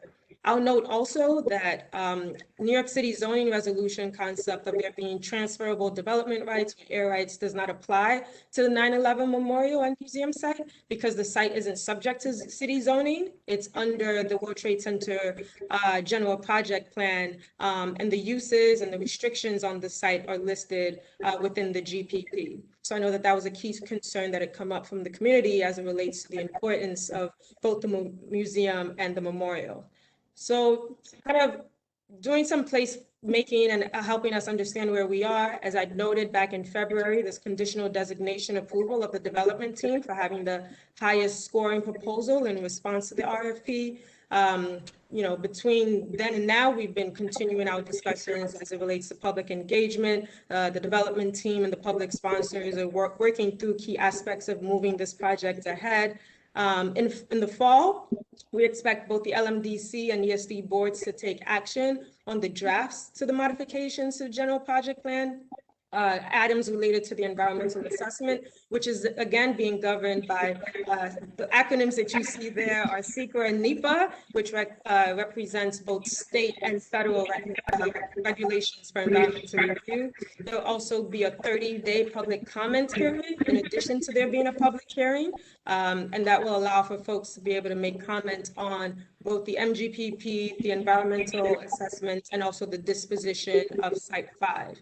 Following those actions, of course, the public comment period continues. There'll be an opportunity for the public sponsored boards to consider all public comments and also finalize the modifications to the general project plan. doing a little bit of time travel and working through the first quarter and winter 2022. There will then be additional action that's taken as it relates to finalizing the modifications to the general project plan, and also the actions needed to ensure the transfer of the site to ESD and then the long-term lease to the developer. Transitioning now, I'd like to introduce my colleague, Dara Quillen, to speak to some of the key items that we've heard from the community board, from the members of the public, and just to note where we are. So Dara? Thank you, Toby. Thank you also to the committee members for having us this evening. I think many of you know me. I'm the head of public relations for the Silverstein organization.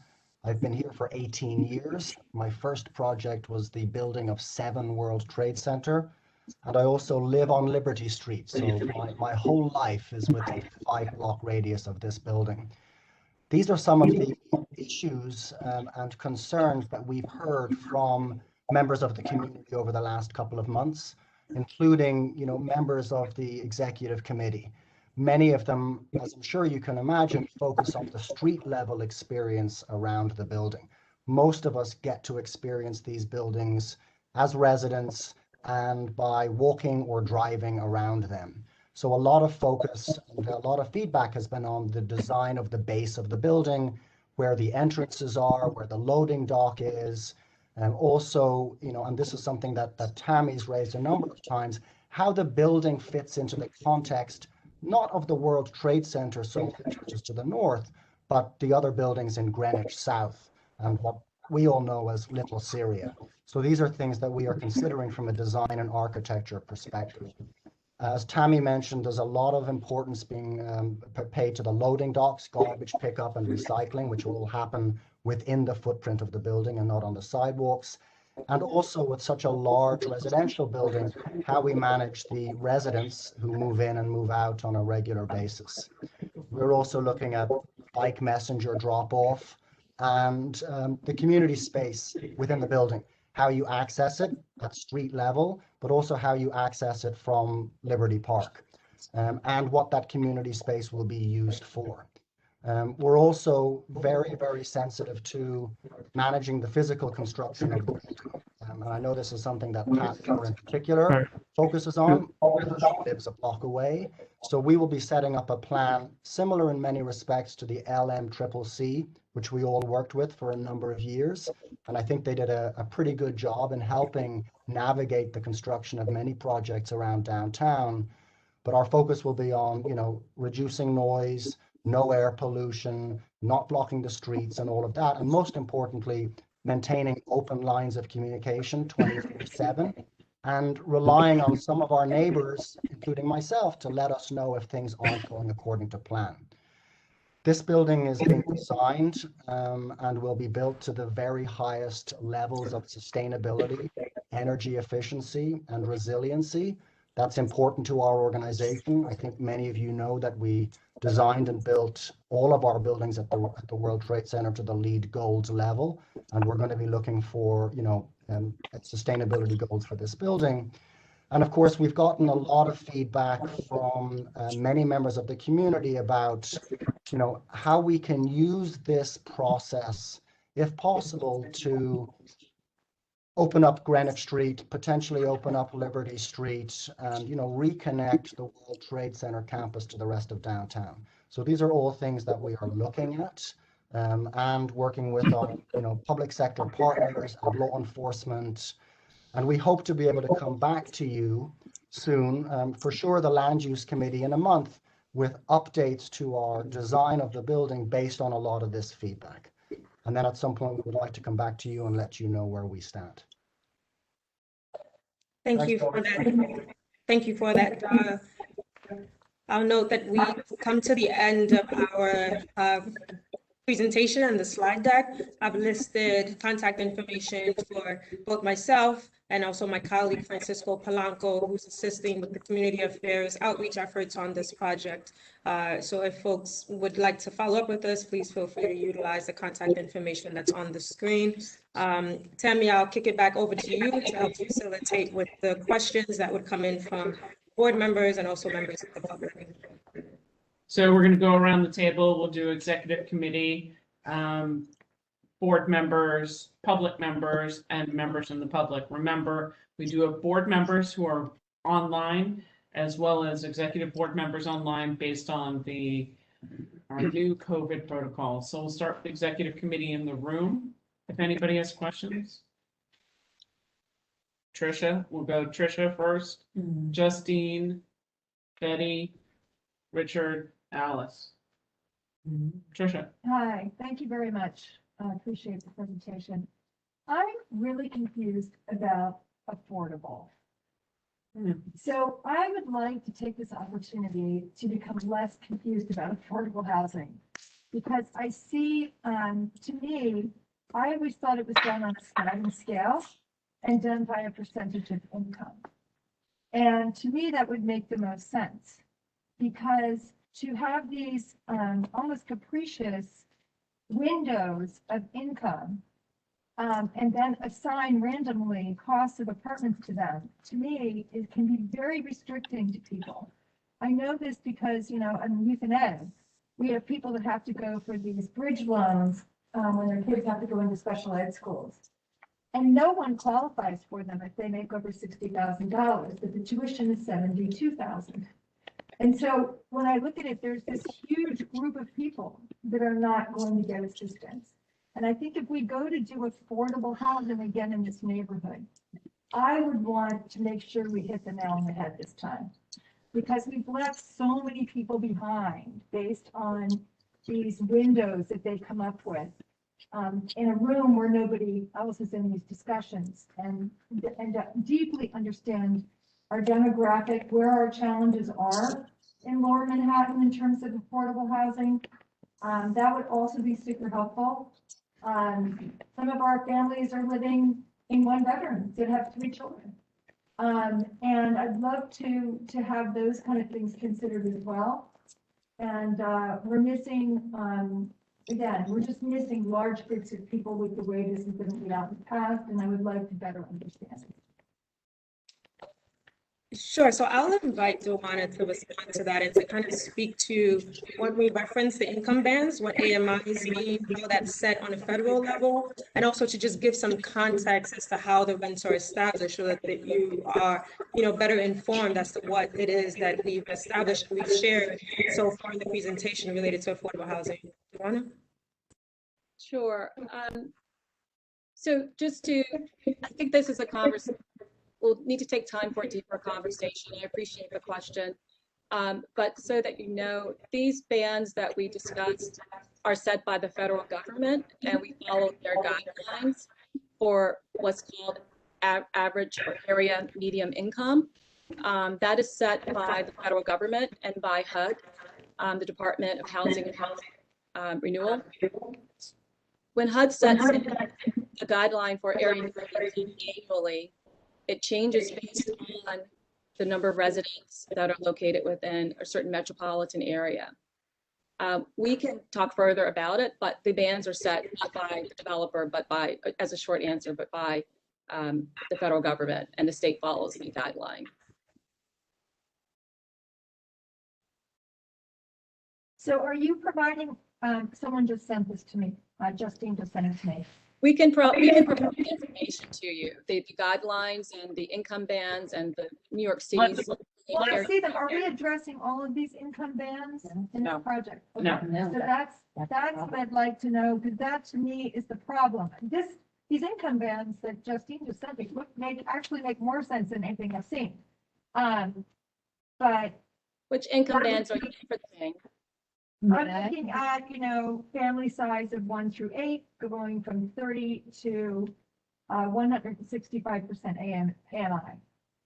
Certainly at 165% for a family of 8 would be very unlikely here. But, yeah. But I would look at, you know, families. The New York City number. Yeah, families of 5 up to say 100%. So AMI are really that whole big. We can. So Duana, they're looking at the HPD New York City 2021 AMI chart and the Right, rubric. right. Yeah, so what you're looking at is the rubric and the, what Duana referenced, which is set by the federal government. And we're noting that this project is going to have a range from 30% of AMI to 80% of AMI, and that the city specifically selected there being 50% of average AMI for the project based on a needs analysis for the area. So these numbers weren't, put together arbitrarily. It's reflective of, Toby, the ability. Toby, can you send us the New York City needs analysis that you are referencing so we can understand? Sure. Because there's no point in arguing it until we've seen it. So, Right, but I wanted to clarify again that, I think the question was how it is that the income bands were selected. Those are reflective of what is established by the federal government. okay, thank you. Who was next? Justine? Thank you. Toby, thank you. Dewan, am I saying it right? Dewan? Dewana, excuse me. Thank you for your presentation. I appreciate it. I guess I understand the AMI. I understand what you guys are focused on. And my question and my concerns have been all along that this building at 5 World Trade Center is an amazing opportunity for the city and the state to get this right and try to address affordability in Manhattan and all of the city. And you're not there. You're not there at all. I hear the numbers. I'd like to see what report it is that Tammy's asked for. That makes sense. But what I will tell you is that we believe that it needs to be 100% affordable, and that those bands of affordability need to be not just we need to have, what you put in are extremely low income, very low income, and low income. Yes, there's a huge need for that. No question asked about that. But we also have a need for moderate and middle income homes here. And I think that the 30% or 25% that you put forth for the low income is wonderful. Now we need to have the moderate and middle income people put in as well. And with 100% affordability, you all could do that. And I know there's been a lot of answers back and you can answer me back, but my answer to you is that is what's needed. All of that homes are needed. We hear you. We hear you, and thank you for that comment. Okay. Wow. Justine, do you have any other questions? I do not. I am very disappointed in your I'm gonna response. hold. You're gonna hold. Yeah. Unfortunately, you gotta wait. I think Betty was next and then Richard. Yeah, I'm gonna switch gears and go to the environmental aspect. Can you hear me? Yeah. No, I cannot hear. Apologies, I can barely hear you. Betty, can you come closer to the table, please? Lucy, can you move a little bit to the left or right? Yeah, that's a perfect spot. That's perfect, Betty. Thank you. Yes, I'm changing more to an environmental look at the building. And I noticed that you said that your goal is to build to the LEED Gold standard. Now you're getting into where it's a little bit confusing to me, and so I'm hoping to actually learn something from it. My building is a Gold LEED standard building, but I know that the city is using a rating system, and they're going and rating individual buildings. We have no idea what cost there's going to be to fixing the low scores that are coming out. But I can tell you that my building got a 30 out of 100. 30.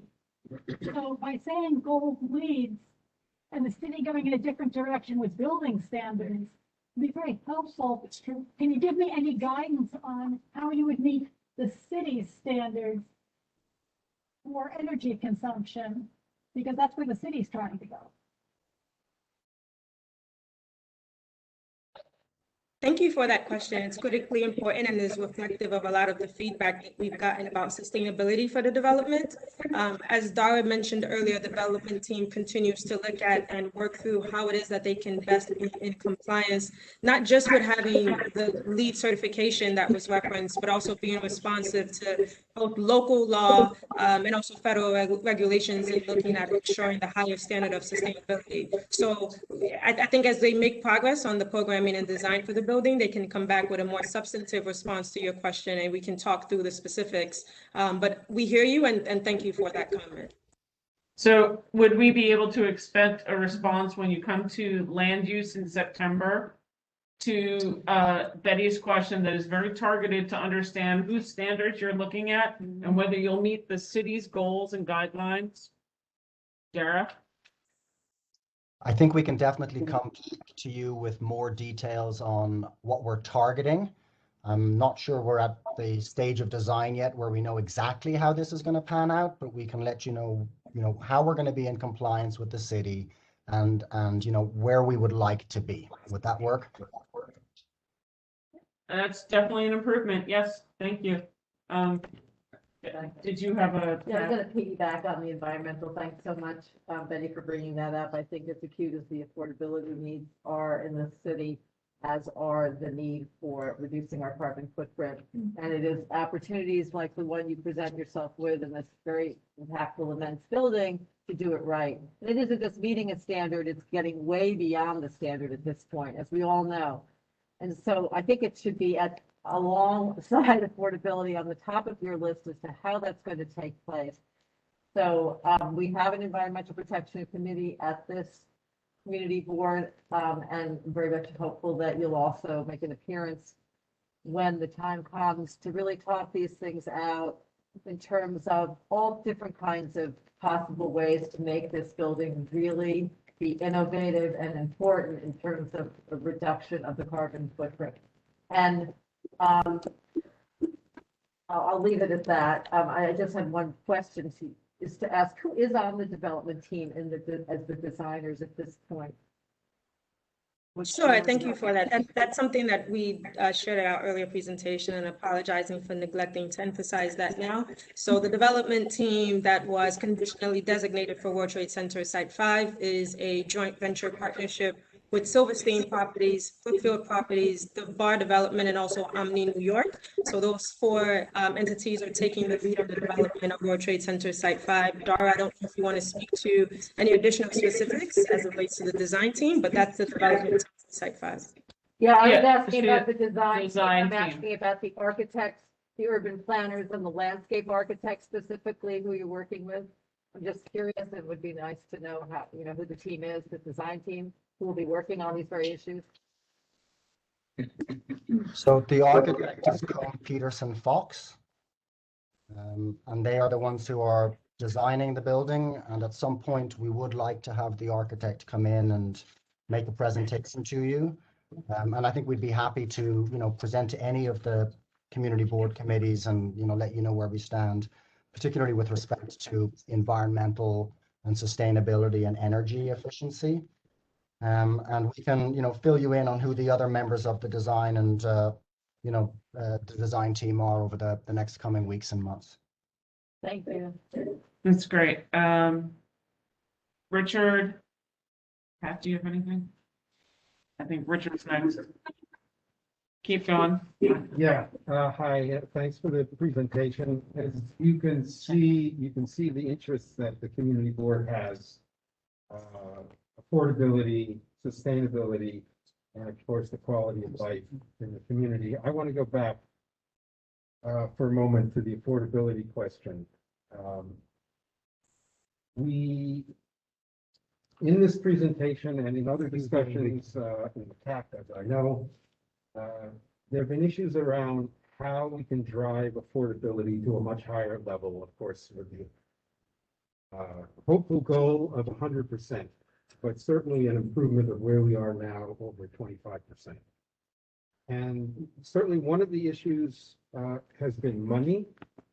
And what at least I'd like to know here, and what I don't see in the presentation, is any place in the timeline where there's an opportunity to discuss and move this project plan in a different direction, based upon what the community is seeking and what many of our now elected officials are seeking and may be able to help solve.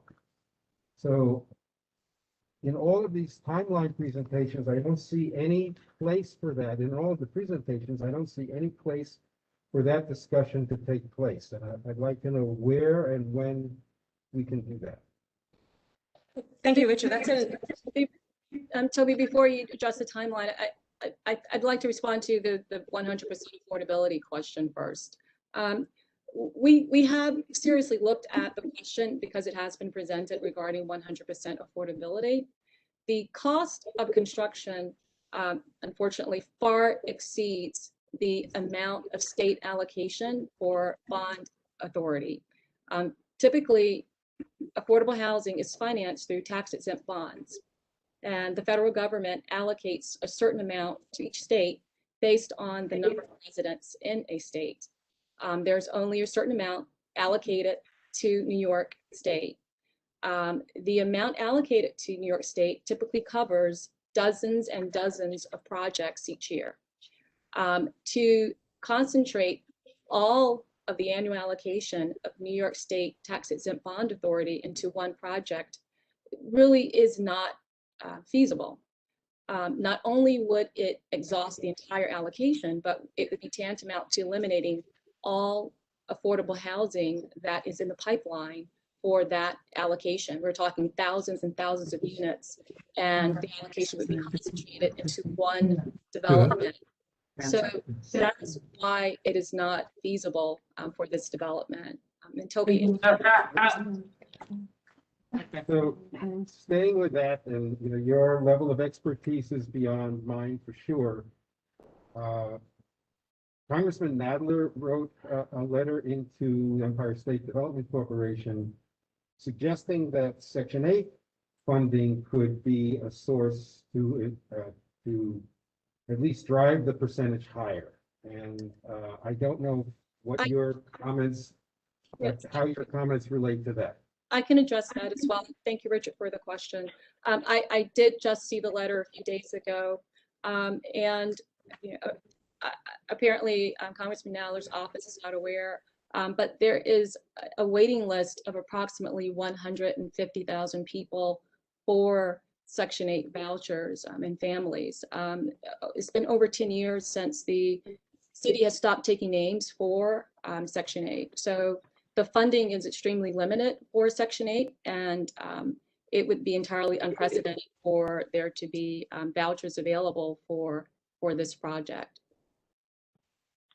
And I'll add to Dewana's response, Richard, that PSD has been in receipt of the congressman's letter, and we've also had additional follow-up conversations with his staff just to clarify some of the points that Dewana has made and to look at other opportunities in which the congressman through the federal government can be supportive of development in Lower Manhattan. So okay, Richard, I have 2 other people online, and we have 4 other topics. Sorry, Tammy, it's Holly. Can I just do a quick follow-up on the Nadler letter? Sure, Holly, we'd love to have your camera on so people know who you are as well. My problem is here in the Bronx, we don't have very good internet when it's hot. So if I turn it on, I will lose my internet. So that is why I apologize. That's why I don't have my camera on. But I just wanted to quickly follow up with on the Nadler letter. They have referenced sort of a new allocation of Section 8 in that letter. There's, as part of the recovery plan, there were, I want to say it's 70,000 new vouchers, emergency homeless vouchers that were issued by Congress. And that was what the staff was referring to. We sort of tracked that down. Those are for currently homeless or people in immediate need of a voucher in order not to be homeless. And they cannot be project based. So we're in an ongoing dialogue with the congressman's office about that. But you know, as I committed to you, Tammy, we are looking at all the federal resources that are out there. That particular new source of vouchers just wouldn't be relevant here. Okay. Can I just make one last, can I just request that this topic and this conversation be included in the presentations that we have going forward, and that there be some opportunity for this discussion? It's obviously ongoing with you and Congressman Nadler, his office. So we'd like to be a part of that. And I do think, Holly, you've heard from us before that we understand that it's sort of not the conversation that we're looking for, that, you know, we understand the state doesn't have all the funds for a project of this magnitude, But there's no saying that private-public partnership could not divide the building to provide and balance a maximum possibility for affordability. That is something that the state and city does very well. So saying that it's all or nothing from the state doesn't seem to be the dialogue that we understand. I have two board members online on our executive committee who are looking to ask a question. Susan Cole, you're first, and then Vicky, you're second. Susan, So go. I'm not sure that there can't be something worked out with a portion of the units being project-based rather than vouchers. I will say no, it's truly possible, and it can go up to 80% of median as well. And that is feasible. That's number one. And number two, my question to all of you is, are you going to allow community preference for people who have been displaced here or are in difficult circumstances? So I guess. And then it has to be citywide, but there is, it has been done in the past. There could be 50% community preference, 30% community preference, but is somebody thinking about that? We thank you for the question, and we are thinking about it and would love to provide a community preference. I would add that there is a long-standing policy towards community preference in New York City and New York State. However, there is long-standing litigation that is ongoing presently regarding community preference. So we will do what we legally permitted to do. In the past, New York City has offered 50% community preference, and we think that that would be great. We know that there is also a desire for 9/11 survivors to participate in a community preference, which we would also consider, but we do have to follow what the law tells us. So we're waiting to see how the litigation resolves itself, and we'll follow what's legally permissible. Thank you. About litigation. Okay, Vicky, Susan, you good? So Vicky, you're next. Hi, thank you. I wanted to just make comments about the possibility of what this project can do for Lower Manhattan and writing on Susan's question for community preference. So I've been doing some research in the last couple of months, and for Lower Manhattan, that's what we're interested in here. I will tell you that the prices have unanimously gone up to the point that very few people can afford to live here, and especially single women, for example. Did you know that a studio is now regularly between $3,300 and $4,000, and one bedroom for a reasonable adult is $4,000 and up to $6,000. So these prices are pricing out not families and poor, lower income families, it's pricing out everyone. And here's an opportunity for you to build. Throw the word out, affordable. Affordable as defined by the government, especially the federal government, is not helping us in this neighborhood at all. I was going to say that, what we really need, a reasonable market rate, okay?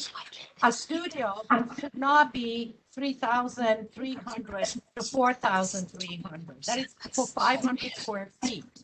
So why can't we get you to promise us? I know you're in the business of making a profit, but what this community needs is reasonable market rate. Otherwise, I don't understand where we're supposed to live. And the communities that we're creating, if a single professional woman who does not work for Goldman Sachs cannot make 40% the median income, what are you supposed to do?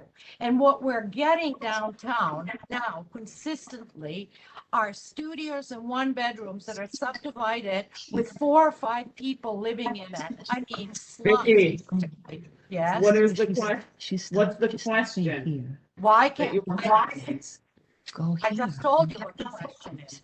Why can't this be built so that it's reasonably priced, so that the professional community that lives in Lower Manhattan, and that includes a delivery guy to, anything else, can afford a reasonably priced apartment in Lower Manhattan. Why can't we look at it that way? Why are we parsing it? And once again, throwing the word affordable, which shouldn't be, based on federal levels, because we're in New York. Maybe a family, of four can live in for 60,000. Where are you going to find money in New York City? And if they do come to live down here, one orange at Key Food is $1.49. What are you going to do? One kid a day? So what we need is for you to start giving us reasonably priced housing in this new tower. Is that possible? Can we, I mean, of course it's possible. Thank you for your question. We are certainly taking all of Statement and a question. Yes, thank you for the statement as well. Your sentiment is understandable.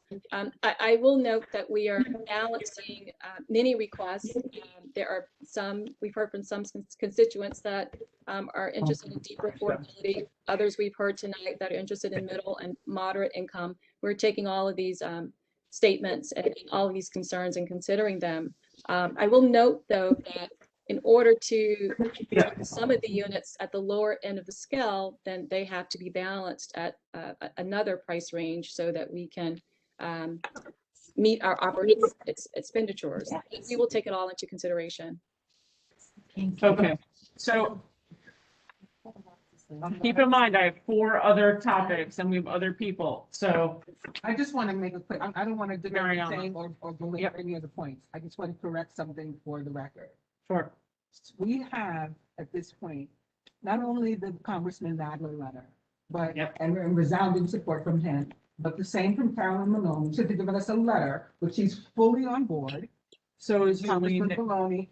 Yeah, Yulene right, too? moving on to the state level, we have Yulene going all over. She's 100%, 1,000% in support. So of is this. Senator Kavanaugh. Brian Kavanaugh is signed on to this.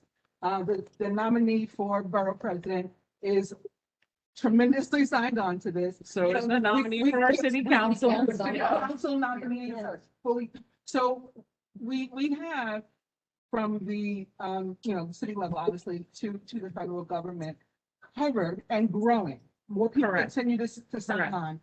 If we need to find money, I think there's a way to potentially find money that we don't have to keep shutting it out. But just wants to be clear about that. Exactly, and I think for Toby to hear that from a multitude of people versus just those of us who are on the CAC, I mean, this is our chance to show what transformative housing can do to desegregate our schools, to provide equity and access, to reduce the congestion that we have. I mean, think about the thousands of people who wouldn't need to commute or drive or anything. I mean, just it is a bellwether for potential. And I do have an issue with their slides of how many affordable housing we have, simply because they didn't include any 421A, none of the 421A, G, alphabet, whatever. Much of it is expiring. Right? Yeah, exactly. I'm going to go Jill, and then Lucian has some questions. I need everybody to keep it tight. I'll go very quickly. And don't repeat anything that's already been And said. I will not repeat. Okay. Thank you. So my question is, you talk about public engagement in your slides. The CAC is not public engagement. So the only public engagement I have seen is, so far, this is the second meeting I've seen that you've come to the community. So when you talk about what the public says, I think you're wrong, because the one thing I think everyone in this community will tell you is we do not need an 80-story luxury tower. Yes. We need affordable housing. Thank you. Here, here, yes. Thank you for that comment, and we hear you, and we're committed to continuing to come back to the community board to provide status updates on where we are on the project. That's not specifically about community engagement, and when you list on your slides public engagement, that wasn't reflective of public engagement. The CAC is not public. So unless you're willing, unless Toby, you're willing to consider opening the CAC to recording and putting it out publicly for viewing, that's kind of where they're talking about public engagement. Right. Otherwise, you cannot call it public engagement. Public Understood. engagement is only the part that you explain and show while you're in this room with the community board. All right, I'm gonna go to Matt, and then Lucian's gonna follow and close questions. I'll try to go quickly, but a couple of points. First, on the CAC, why are those meetings not open to the public and why are they not recorded? Here. So community advisory committees are something that are established for different projects at ESD. CAC serve in an advisory capacity to ESD, and our meetings don't take the same structure as, say, a community board meeting or a district cabinet meeting. They don't offer the same structure as the meetings that you might be referencing, the community board meetings. But again, our commitment is to continue our engagement to the local community via the community board meetings. If there are other specific So I'm going to stop you there. Please wait a minute. If Clearly, they are a different structure because public meetings are open and yours are not. I didn't ask you whether they're different. Yes, they are. The question is, why are they not open to the public? I understand that, and that's why I was clarifying, and that the role of the CAC is to serve in an advisory committee capacity to the project team. And so the structure of the CAC isn't established to be public. It's established for there to be a conversation with some key stakeholders related to the project. And then we continue our public engagement through presentations to the community board, engagement with the electeds, and also with other key members of the community that will have concerns related to the project. Engagement, and now you're saying it's not. It's not. What they're saying is the CAC is not, it should not be included under what the ESD considers community engagement because it is not a publicly engageable. Behind closed doors. There's nothing public about it. Understood. We'll clarify that. I'm not asking for clarification. I'm asking you to change it. Yeah. Thank you for your comment. I don't think this is. Just see point that is a dismissive brush off. I apologize. I'm not looking to dismiss you or to diminish the level of statement that you've just made. It's just that I've offered you a response, and I can't commit at this moment to whether or not ESD will change its practice of making its CAC meetings public because it's not. You won't. Maybe it'd just be better to say, no, we're not going to change it. Thank you for that comment. I'm not in a position to be able to give you that response at this time, but I've noted your comment. I've noted the community's request to have the CAC meetings be public. Our commitment is to continue public engagement by coming to the community board. If the community and elected officials unanimously oppose this thing, will you agree not to build it? Again, thank you for that comment, but Toby Jayasimi is in no position to be able to make that definitive statement at this time, but I hear you, and it's something that I'll reflect back to the team. The whole rationale here is that you've got to build this and make a lot of money so that the Port Authority gets paid back. You and Port Authority and the LMDC are all arms of government. Why is one arm of government paying another arm of government back instead of serving the public interest? The Port Authority, ESD, and LMDC are public government-facing entities, and so I understand your concern about why it is that the port needs to be made whole, but as referenced as it relates to the transfer of the sites for the museum and memorial sites, this allows for an opportunity for the port to really be made whole for a significant amount of investment that was done to be able to allow for the World Trade Center campus to be what it is now. The port has had decades-long commitment to the work on the World Trade Center campus, and its mission and its focus is also geared to a public-facing capacity. So this isn't a transaction between one private entity and another private entity in a profit-making scheme, but an opportunity to continue to support the port's mission and its public-facing role as well. The fact that it is not a transaction between one private entity and another is exactly why it should be possible for government agencies to represent and further the public's interest rather than behaving like private profit-making entities and holding meetings behind closed doors. And we hear you on that, and we understand your concerns.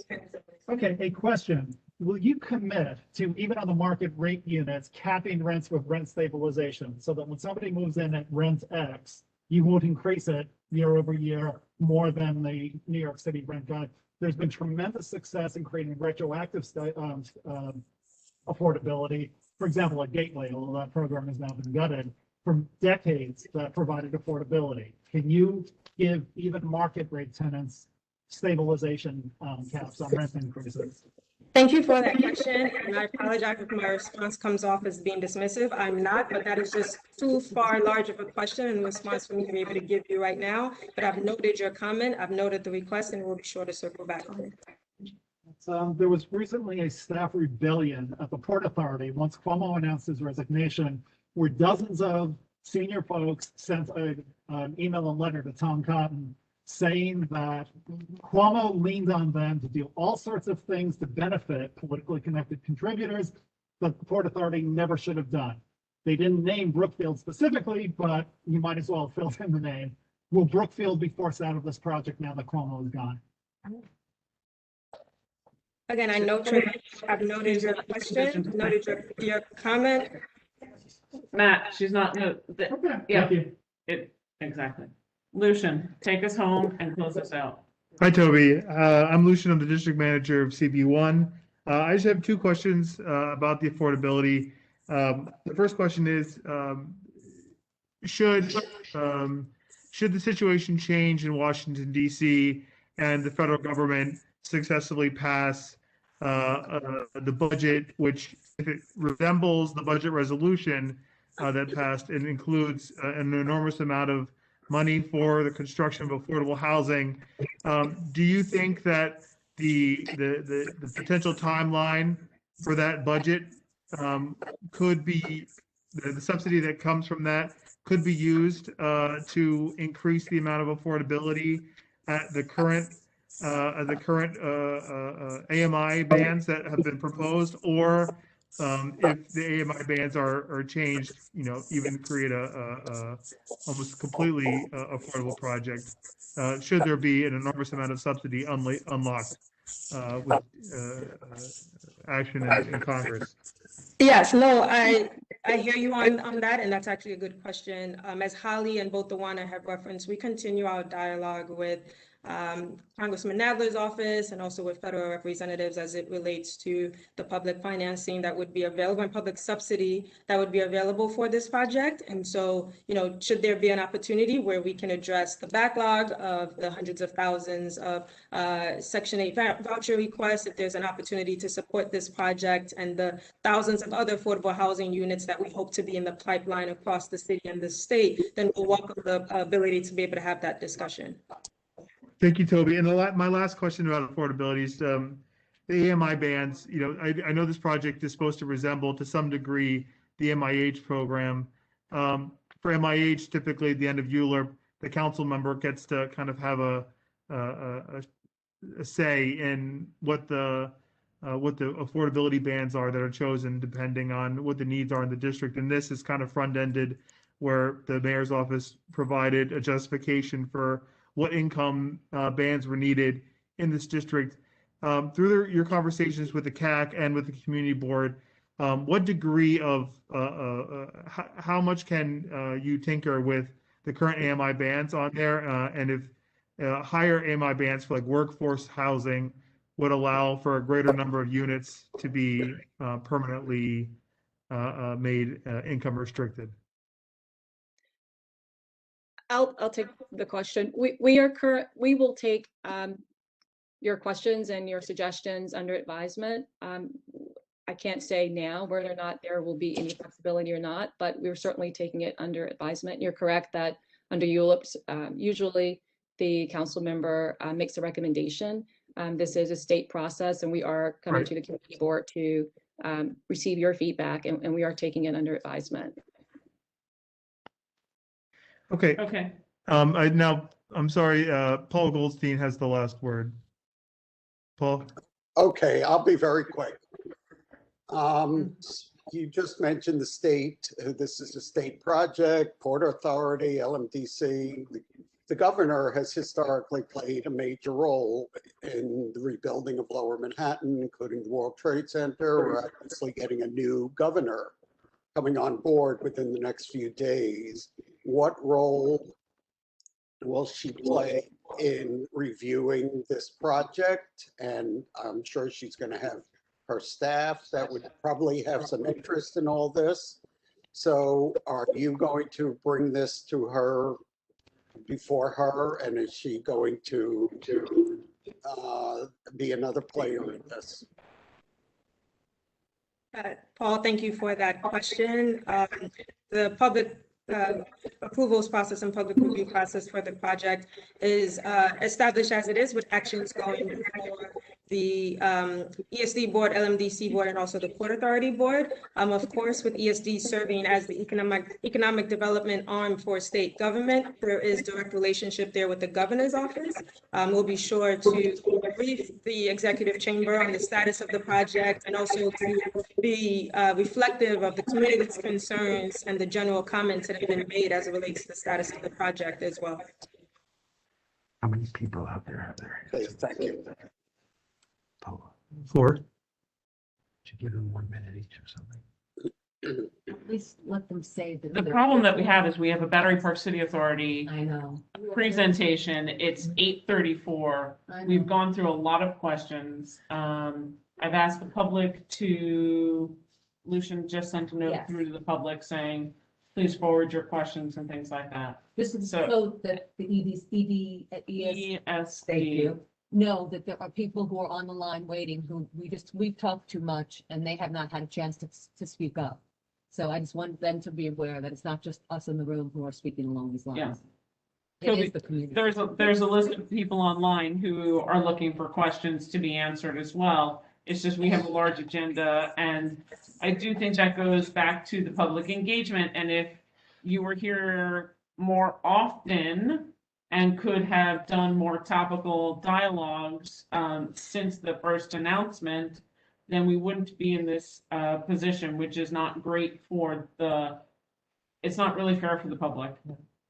Why can't we have a special meeting? September, we would like you to come to land use. My only concern, and I'm putting it out there, is please explain, Toby, how many board meetings for approvals will be done prior to, I believe our land use meeting is near the end of the month.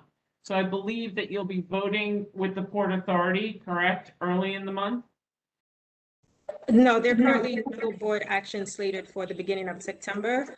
And so depending on the timing of the date for the land use committee meeting, we should be able to come before you well ahead of time. Could you please elaborate again when the next organizational meetings are that will take this up for approvals? Right, so the board actions that I'd noted in the timeline were reflective of the LMDC, ESD, and Port Authority boards. Currently, the ESD Board of Directors meeting is scheduled for September 14th, but World Trade Center Site 5 is not on the agenda for that board meeting. The LMDC board meeting has not been scheduled yet, and we don't anticipate for it to happen, if it is scheduled to happen within the first 2 or 3 weeks of September. And as it relates to the Port Authority board, I believe that the board has a standing schedule for their board meetings, and it's yet to be determined which items would be on that agenda as well. So Tammy, to your point, once we have a better understanding of the schedule for September and the community boards meetings, we as a team, both the public sponsors and the development team, can make a commitment to coming back to you. So afford us time to be responsive to these questions and to, as Dara mentioned earlier, provide an update on where they are with the programming and design for the tower.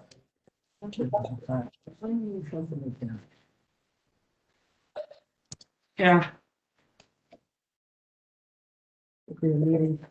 Dedicated strictly To this, because we could go on for 3 hours talking just about this. Yeah. We can certainly see what we can do. I'm looking to find the agenda. For September? Yeah. Even if another There's always other things to do. I think we need to schedule this specifically just to this. Tammy. So Toby and Marion and the team, the question would be whether the next meeting could be a public hearing in September to allow everyone to be able to ask questions and to get the most amount of maximum information out. Our land use meeting is September 13th, but it doesn't mean that you couldn't run simultaneous to another committee in order to get the information out to the public. Okay, let me circle back with the team. As I'd mentioned earlier, we're looking at how to best manage the schedule for September. So I've noted that there's a land use committee meeting on the 13th. I've noted the committee's interest in having there be more time for there to be public discussion about the project, and we'll circle back as a team and get back to you on that. So what we would love, if that was a possibility, is the night of September 23rd. It's a Thursday. It's a night that we normally do our quality of life, which talks about housing. So it would be an ideal situation, and it would give all of our committees an opportunity to be able to really try and attend. It's 2 nights after environmental and other things, so it would be a good time to host that if that works for you. I've noted both dates, and we'll work with the team on that and get back to you as soon as we can. Public hearing. As a public hearing. Well, we could talk about the format of it, but let's, The only topic, yeah. yeah. All right. Yeah. So if that's possible, then that would be great. Please let us know. Yeah. Okay. Thank you. Thank you so much, Toby. Toby, thank you, Dewana, thank Dewana, you, Dara. thank you, Dara, thank you, Holly. I know it's a you. robust dialogue for a small group, but it's a very, very important anchor for Lower Manhattan. Thank you all for the time. We Understood. appreciate you inviting us to tonight's community board meeting. Look forward to continued discussions about the project and hope everyone continues to stay well and stay safe.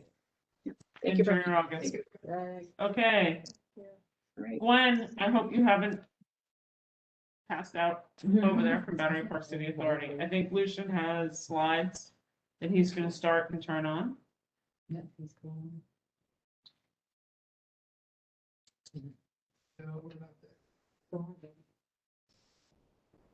Okay. Anybody needs water? There's water just out there. Sammy, did you have resolution? Do you need- The only resolution was nominating committee, I think, discussion of possible resolution, right? We don't need a resolution. I was just gonna ask, if it's gonna take. It would take me 5 minutes to say that we have received any nominations or such. Send an email, we can pick it from the chat. That person is December, that person's voted. Have a good night. Bye, Joshua. Bye, Joshua. You wanna jump ahead? They did have one other person express interest. Oh, we Asked did. if somebody, I asked if didn't someone receive sent anything. him. Yeah. I didn't receive it. Okay. And I didn't receive It any, was at last month's executive board meeting. Andrew Seltzer asked for information about the position. he was sent it. I sent each Said he might board want- member an email okay. stating that if they would like to nominate themselves or someone else. they So do maybe want- change his mind, but at I that know meeting, he what said he you might Yeah. be interested. So Yeah. we do have one, while Lucian's working on that, we have one candidate, am I correct? We have, yes, we only have one candidate that is 100% nominated and confirmed thus And far. who is that again? Mimi Flynn. Mimi Flynn, that's right. So if you wanna do it while Lucian's doing. I mean, Yeah. I'll Go call for the it. question to vote for Mimi Flynn. No, No. we run the election in September, but I can close nominations because I've not received any other That's candidates. Then that's how it is. Well, we want to do a last call? Where? Andrew, Meeting. Andrew's on. Yeah. Yeah, so if Andrew wants to self-nominate, he Sorry, can. I forgot. Yeah. Those who are there, if they. If anybody is on who would like to nominate themselves or someone else, this is the last opportunity from the nominating committee. And I just want to say that my push was just to move the next step down the line. Andrew, I wasn't making a comment about your running or not running by saying that. And call the question. if you'd like to, Yes, that's great. exactly. I just want to be clear. That was not. Andrew? Thoughts? Comments? Anybody? All right, if hearing nothing Wait, from make sure that anybody, he's, yeah, make sure that he, Do you move to close the nomination? Yeah. I have a motion to move to close nominations. 1, 2, 3, 4, 5, 6, 7. Perfect.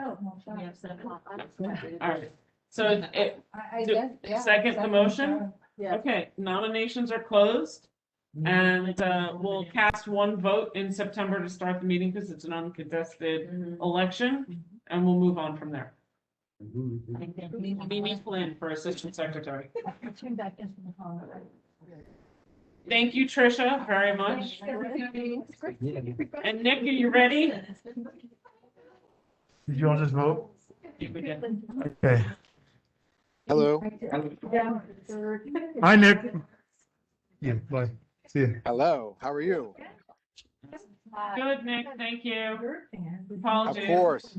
Thank you. I know it was it's a late night. Tammy, apologies. Gwen had a stop. She had to run off, but I'm here with Claudia Filomena, who's Claudia, I want to make sure I'm getting your title right, as Director of Capital Projects.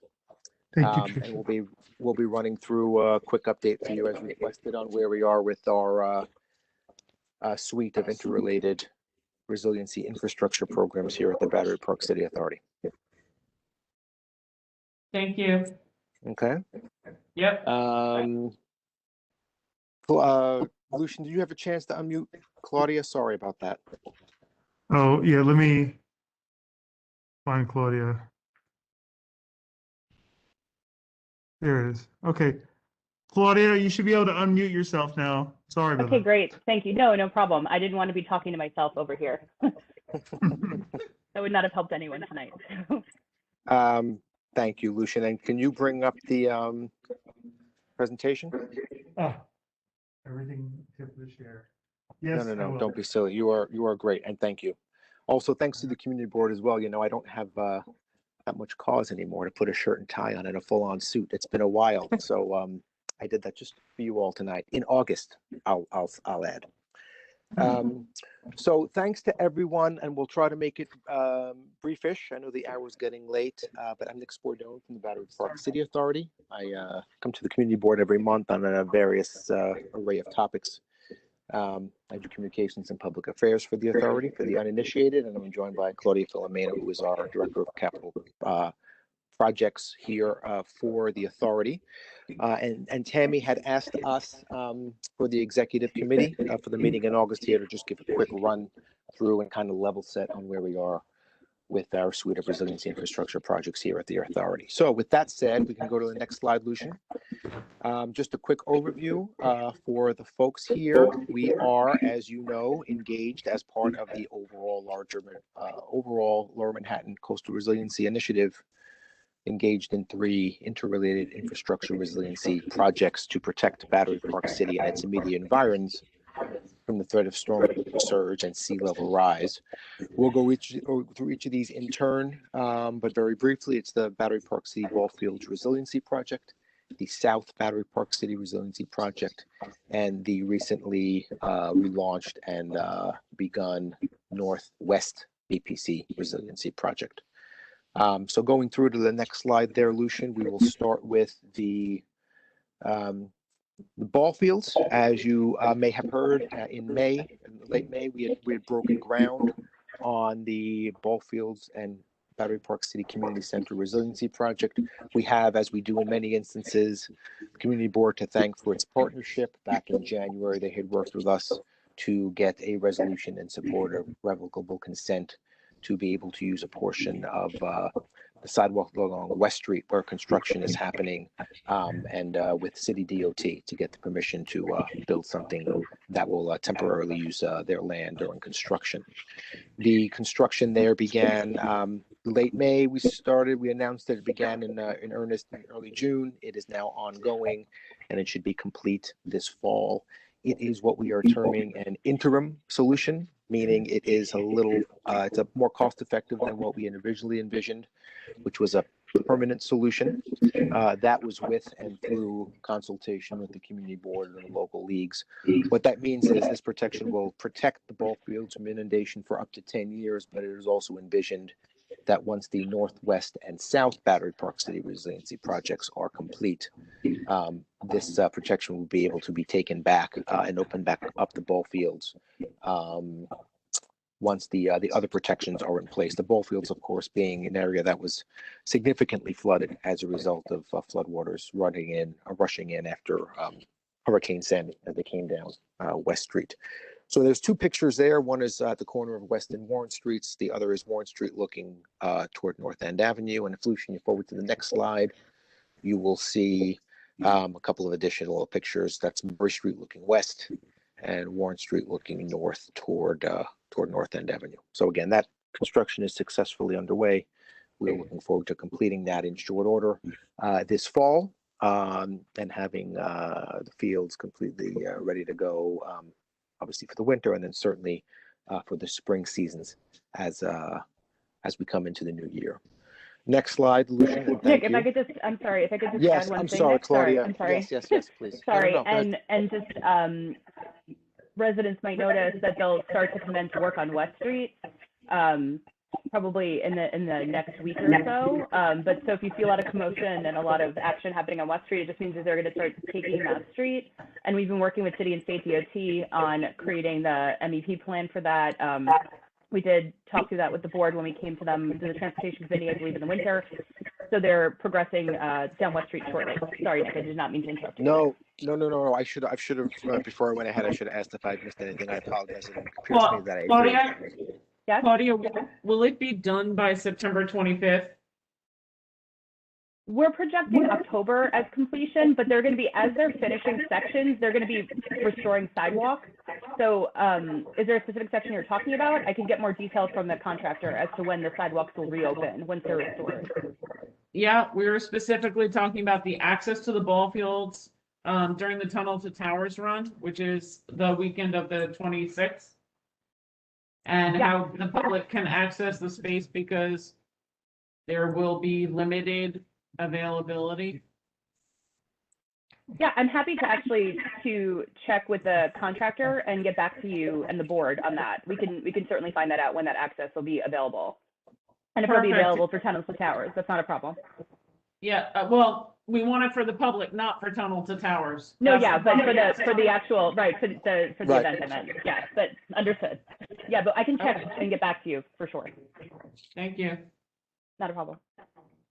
Thank you. That's a great flag, Tammy. Thank you. And then the other thing that I had sent out, I know to the community board and Lucian, I believe, thank you for retweeting it. We've sent it out to the state DOT and city DOT as well as part of the construction adjacent to West Street, the one block section of the existing Hudson River Greenway bike lane will be shared space for the duration of the project with clear signage and markings. So instead of having pedestrians along the sidewalk and the bike path will be narrowed a bit. Pedestrians and bicyclists will have to share that, but that has been noticed with our community partners. Thank you to the community board for helping get the word out. And as ever, we are trying to do this as quickly and as safely as possible with minimal impacts. So unless I missed anything else, Claudia, we can go on. Next slide, Lucian. I think it's slide 5. This is the South Battery Park City Resiliency Project. We've done a number of meetings with the community board over the past number of years on this project. Where we stand as of the moment is the draft environmental impact statement, or DEIS, is in progress with a public scoping hearing this fall. When we have an exact date, obviously we will make that available publicly and to the community board for certain. Rough estimate for construction start is middle of 2022. We are currently at 95% design for PRA Plaza and the battery sections of the project, 95% design for Wagner Park and the Museum of Jewish Heritage. Final PDC approval for the sections of the project where that applies is anticipated for this fall as well. Before I turn it over, we can go to the next slide, and then Claudia, if I missed anything, you can weigh in. Go ahead, Tim. Next Sorry, slide. Nick, Lucia. it's Alice. Could you just- Hey, Alice. Hi, Nick. Thanks very much. Could you just be a little more specific as to public scoping and the final PDC approval? Do you have any date for the fall of 2021 for the PDC approval? Sure. So I can, Go ahead, I can answer that, Alice. Sure. Yeah. How are you? So we're planning on submitting for the final submission to PDC for their September submission date, which I believe is September 24th, for hearing and approval in October. That's our goal right now. So we're moving ahead with that. As Nick said, we're at 95% design, so we have to put together the package for PDC that includes the relevant construction drawings. So we are shooting for that September submission date, which, as I said, I believe is the 24th of September. Can we see when can we just review those drawings or whatever you're providing to the PDC? When can the community board see those documents, or is it? I had asked the design team actually when we would have that package available, and they're supposed to get back to me this week, so I can circle back with you after that. Yeah, because I also asked on the timing of review, because we have obviously things we need to sign off on as well. So I've asked them just for timing so we could get that in front of us sooner rather than later. Please. ASAP, it's almost the 20th. I mean, we're almost in September. It's nearly September, understood. And people go on vacation, including myself. Okay, thank you. Not a problem. Okay. And as far as the ahead, public scoping, just to address your first question on public scoping, we're shooting for the end of September as well, early October. We just haven't finalized a date yet, so we're working on drilling down on that as well. So as soon as we have a date for that, we'll let the board know. Thanks. Okay, Lucia, next slide if you can. Thank you. So in the final on the update here for the South is additional design updates. I'm sorry, you can go back one, Lucian. DEP inner drainage is something we had talked about. I know the community board has discussed this at some length last summer, I believe, and then in the fall there was a resolution passed. We continue to work with DEP on that and should expect to have an update to the community board on the latest there. I think this fall, Claudio, correct me if I'm wrong. We also worked to a large extent on the pavilion service entrance, which we had discussed at some length with the community board, as well as the battery flood wall, which I believe is going to be shown on the next two slides. So slide 7, Lucian, you can forward ahead. Go ahead, Claudia. To address your point on drainage, right? We've been having pretty, lengthy and frequent meetings with DEP on this and conversations around it. So I think that, hopefully in the next couple of weeks, we can have some sort of level of agreement with them, and then we'll obviously come back to the board and talk to you about, the drainage, since it has been a concern. And just on sorry, does somebody have a question? Yeah, I'm sorry to interrupt, but the timing on this, I just want to make everyone aware, is you're going to PDC with basically final plans on the 24th. The Environmental Protection Committee meeting is, if I'm not mistaken, on the 21st. So exactly where do we, I assume it's like a fait accompli. We're just going to receive whatever it is that you've got. But we haven't heard from you about the bicycle path, I think, that was brought up. I mean, many issues, I could think of 100. I assume that I just don't know when we will receive the answers to this, to many of the questions we posed the last time. I know you were very dutiful in dealing with the entry as best you felt you could, but I don't know that we did capture all the other questions that we had asked and had them answered. Is that, I mean, particularly like the bike path, I remember that being one of the main issues. Anyway. It's not something we can address tonight, I suspect. Well, Claudia, we'd love to hear. Oh, go ahead. We'd love to hear if there's an opportunity for you to come back. I think we can find At least yeah, I think that we can, Nick, and let me know if you disagree, but I think there's an opportunity to come back so we could discuss, when we have a little bit more time to talk through some of the other things that the board has brought up. I think that makes sense, just because I know obviously you guys also have an agenda, a very, busy agenda still, so we can definitely find an opportunity to do that for sure. I mean, just all the material questions we have, the balustrades, the fencing, the amount of concrete, the what kinds of different plantings would go where. I just think that all of that was a little left a bit open at the end of our conversations, and it would be helpful that people have an opportunity to know what they're going to get, a little bit more. I don't know if that's going to happen on the 21st. It sounds like that's the only time it could happen, perhaps. I don't know. I feel like I may be misremembering this, but I feel like in June we had a fairly lengthy conversation about, there were certainly still some items we wanted to continue to fine tune, Alice, but I know we did a lengthy conversation about the balustrade and the fencing in June when the LMCR did its update. But there were questions that were still outstanding. I mean, we heard from the battery as well that they questioned the need to for what you were doing based on asking for a financial modeling of how the wharf would affect the plans that you now are doing on the north side, simply because now they're raising the wharf. And so what did that mean in terms of scope and scale of project and being repetitive and use of public dollars? And they've never gotten an answer on that. There was no engineering study done about potential reduction or changes. We were never shown anything.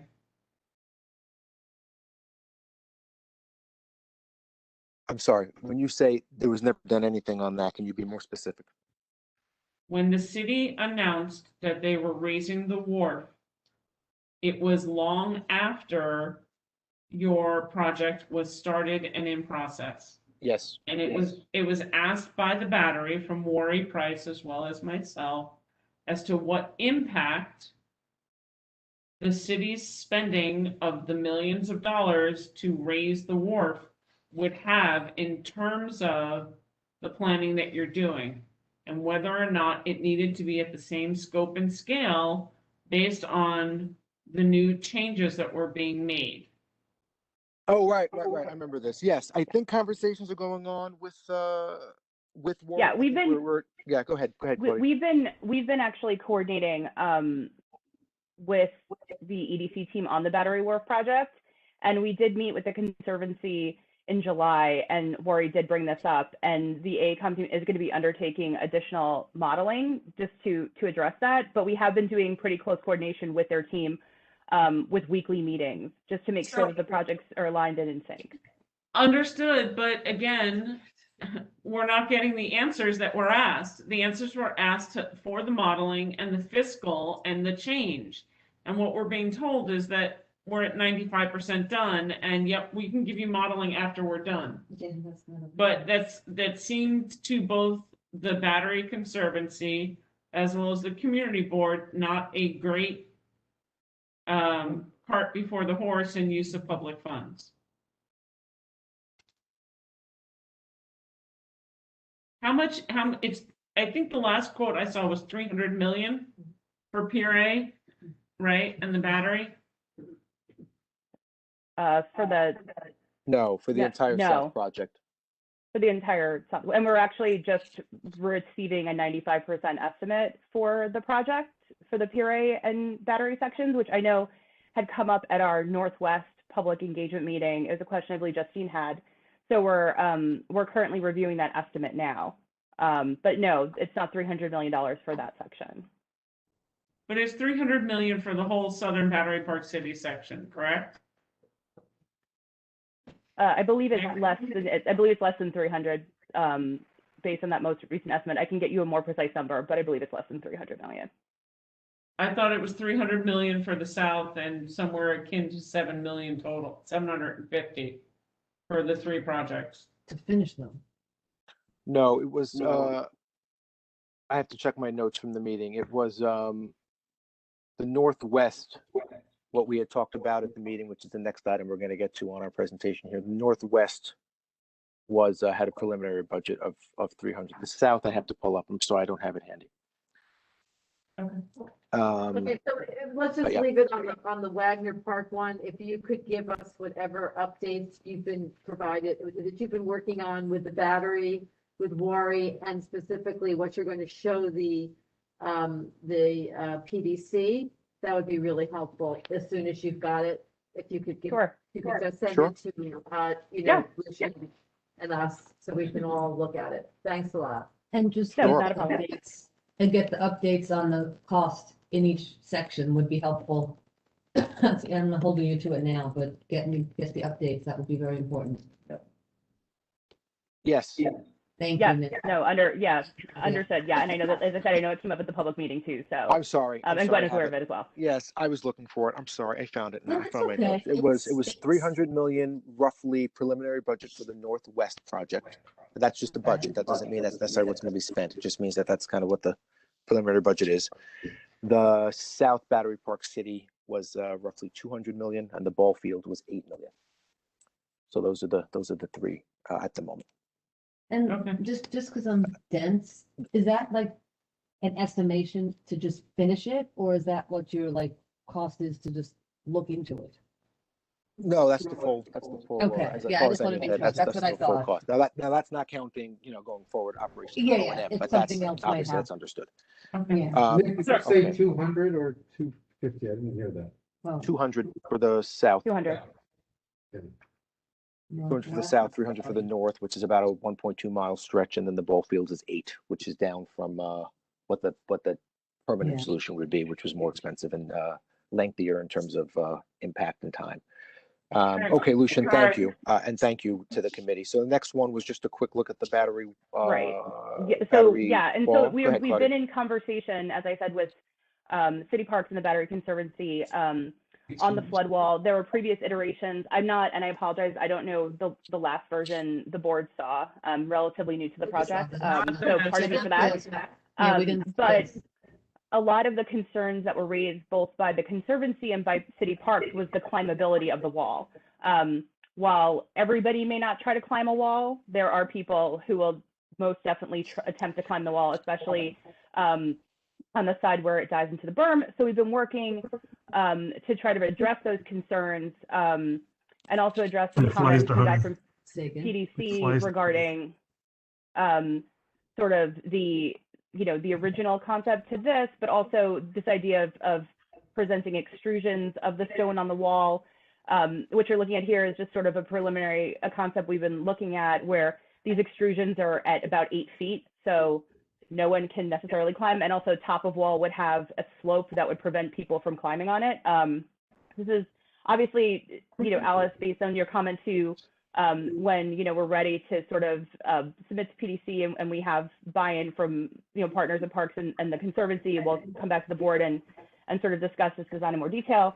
But we just wanted to show you a little something of what's been happening. So this is the view from Battery Place. Next slide, please. Excuse me, but on that, I know that Wari had a tremendous suggestion that the community, besides defensive architecture, which is all about not climbing a wall, which arguably you might want to climb a wall. But anyway, that aside, how did you integrate Wari's tremendous idea about having historical relief potentially as part, to enliven, if you will, the surface on that wall? I remember that being a discussion. I remember the community being pretty enthusiastic about that idea. Did that get reviewed and tossed, or what was the thinking there? I believe that was discussed to a certain degree, and I believe it was also discussed with PDC. I was not a part of that conversation, so I can't speak to it specifically, but I do believe that was discussed at a certain point. PDC did come back to us, and they did say that they thought that the previous version was a little too literal with the concept, so they wanted us to take this look at it. I'm happy to go back and just sort of relook at that history. Again, apologies for not knowing it. I just was not on the project at that point. Jenny Dudgeon was the lead on that project. So I apologize. I don't have a more complete answer for you than that. Well, it would be nice to have some public engagement on it. As a major front-facing part of the park. I mean, we've gone from not building walls to building full walls and then having no communication. And I know there are hands up in the public as well as on the Can I board. just ask, did Wari Price approve this? Did she like this? Is she happy with it? Just curious. She had raised when we presented this to the Conservancy in July. They had their major concern was really about the climbability of the wall when we met with them, and basically sort of the top of the wall, making sure that there was not a flat surface. Also, that they were not sort of fans of the idea of having balls or other sort of stepping, I guess, things from stepping on it, that the slope was a preferred option. Wasn't she looking for greening of the wall or art of the wall? Those are all the things that they had said to us. And I was there in the July board meeting. I mean, they were not thrilled with a full stone Well, I think it's great that you could just give us all the new stuff at some point being sent to the community board so we can see it all, because it's coming at us at whatever, 9 o'clock, the world. It's a long night and no one's seen this before, so I'm not sure how we're really going to be helpful here, but clearly we need to have some better understanding of how these decisions were arrived at and what the decisions were. And that's facing, that's Battery Park in there, right? That's Yep, Battery that's Place. the battery. Yep. Wow. Okay, sorry, keep going. Thank you so much. Okay, just, and the next slide is just the same wall, the view from inside the park. Again, we'll provide, you know, sort of the latest that we have on this, just so you have it and we can have a further discussion.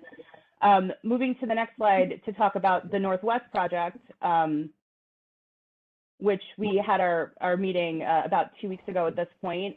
So this is the previous North project along North Esplanade and crossing over into Tribeca, and also the West Battery Park City waterfront. The next slide, please.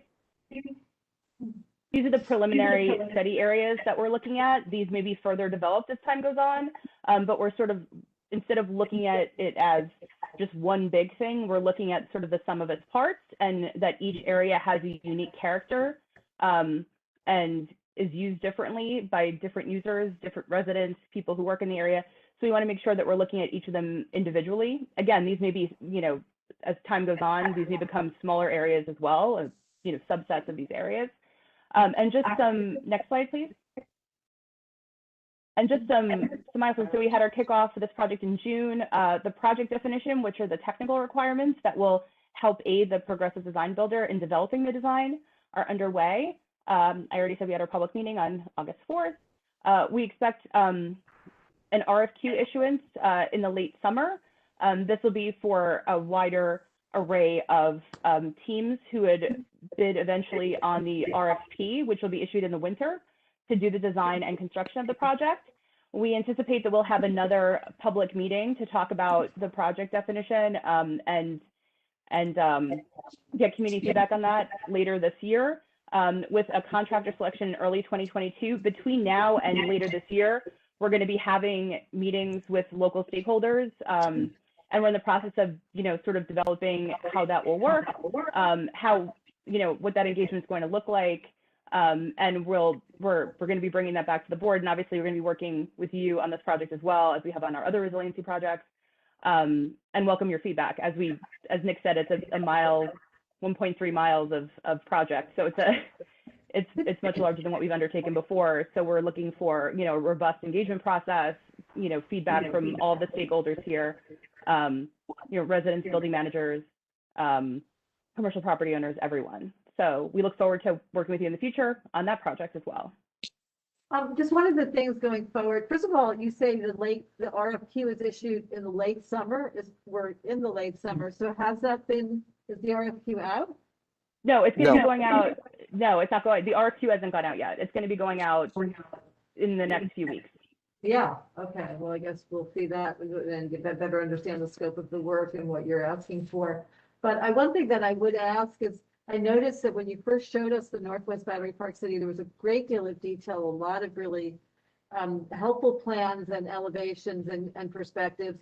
Whereas in the last go round, there was none of that. And I think a couple comments were made to that effect. I just hope that you can bring us back to decisions that you were asking us to make as a community earlier, in terms of the way that, you know, did we want to see the amphitheater? Did we want to see it extended into the Hudson River, etc.? That we're no longer, we kind of left that and never got answers about what was happening from those earlier decisions. So if you'd be good enough to dial back to that earlier presentation, now over a year ago, as we move forward, so we understand what those decisions and what's happening with those. Do you know what I'm talking about? Yeah, absolutely. As far as the conversations that happen around the North project, absolutely. Yes. Yeah. Yes, I think the way to say that, Claudia, correct me if I'm wrong, none of the decisions have been made yet. That's exactly what we want to have and continue to get the communities. Right. And also builds on the work and builds on the engagement that happened previously on the North project, because that was not a small level of engagement there either. And the community had a lot of feedback that they provided on that project. So you gave us a big choice as to whether we wanted to extend the Esplanade into the Hudson River. Yes. And that was something that the Hudson River Park Trust was very concerned about. And there were all sorts of regulatory, questions that were of course raised. And then we never kind of heard what happened to Yeah, those? yeah, we had questions about the Were pinpoints. those rejected or are they No, going no, no, on? no. Still We're looking we're at we're them? we're still at that. We're still in that process, Okay. Alice. No decisions have been made. That's exactly where we're getting the I got community you. involved now in kind of even defining what the scope of the project is before we would have conversations about what exactly are the aspects of the project. So the best way I'm going to try to explain it is there was originally going to be the South project, the ball fields project, the North project, and the West project. We had public meetings on all three of them except the West hadn't started. We then were granted design build authority by the state legislature. And then timing wise, it made sense for us then to, instead of having those final two projects as separate and discrete projects, to combine the North and the West Battery Park City Resiliency Project into the North/West Battery Park City Resiliency Project. It doesn't mean that all the work we did in the North goes away. It just means now that we have an opportunity to integrate a lot of those conversations into the larger conversation about essentially what is a new project with aspects and components of the discussions that already happened. Claudia, I may have butchered that, but if you want to clarify it. No, I think that's like a right. The idea is that we're building on the work that had been done previously and the feedback we received previously, especially related to the North Esplanade. I know that there were a lot of conversations about the design there and the elements and things like that. So we're really building on those conversations as we advance into this combined project. I hope that answers your question. Yeah, that's great to hear. Yeah. Thanks. Okay, Next Lucia, slide. I think that was. I think that's all we have actually. Yeah, and then just if you have questions, I think you know how to reach Nick. Feel free to reach out to me as well. If you have questions, we're happy to always engage with you and get your feedback. Right, we have that resiliency email address as well. And to answer your question, I'm actually ahead of the game for once. This presentation is already up on our website as well for anyone who wants to see it. Thanks a lot. I would look forward to seeing the images we talked about that we haven't yet received. That would be great. Thanks. Okay, thanks everyone. Ask questions. Thanks, Claudia. Are we able to ask questions? Yeah, Laura has a question. I apologize. Laura, go. Oh, hey, Laura. Hey, Nick. Hi, everybody. Thanks for being here so late. When you talked about the price of the project, I think the last time you presented, you said it did not include the dealing with the inland drainage, the bathtub effect of at least the southern portion of the project. And we asked that we see what was going on with that, what the strategy was and the cost of it and the efficacy of it before things move forward there. So I'm just wondering when we're going to hear about that. Do you know what I'm talking about? I do. Claudia, you want to? Yeah. Hi, Laura. So we are having conversations with DEP. I think we're probably going to have one in the next few weeks as well.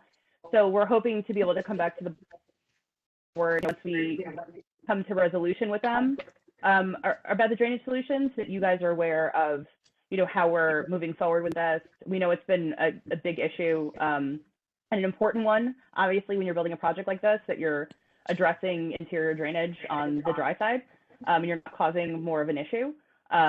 So, we've had a lot of really fruitful conversations with DEP and we're hoping to move towards resolution sooner rather than later on this. And then, what we're happy to present, what they have decided that we can move forward with. So, but are you going to move forward with anything until that's resolved? I mean, that's like affects the whole impact and workability and viability of the flood barrier project, and also may impact some land use, situations also with the pump houses and things like that. It's like a whole other system of infrastructure.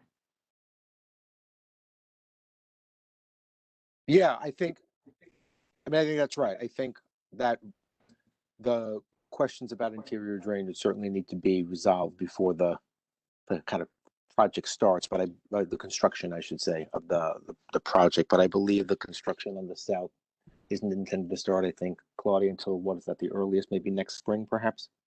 Yeah, I mean, I think it's right. We have to then, you know, once we get the solution from them, we need to obviously make sure that there aren't other residual impacts. And it is a whole other piece of infrastructure piece to this project that also obviously ties into the project, but it is sort of its own piece, for lack of a better. Okay, and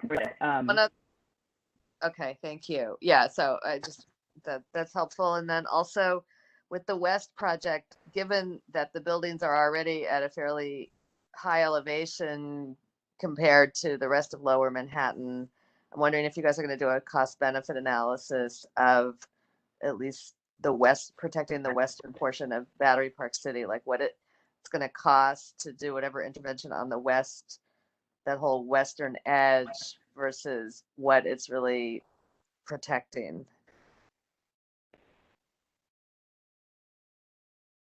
I think that there have been discussions on that. I don't have a distinct answer, yes or no, if we are proceeding with that, but we can certainly bring it back. I know Gwen wasn't able to join, but to bring that back and get back to you on. I know there have been discussions about it. I just don't sort of know what the resolution of those discussions have been.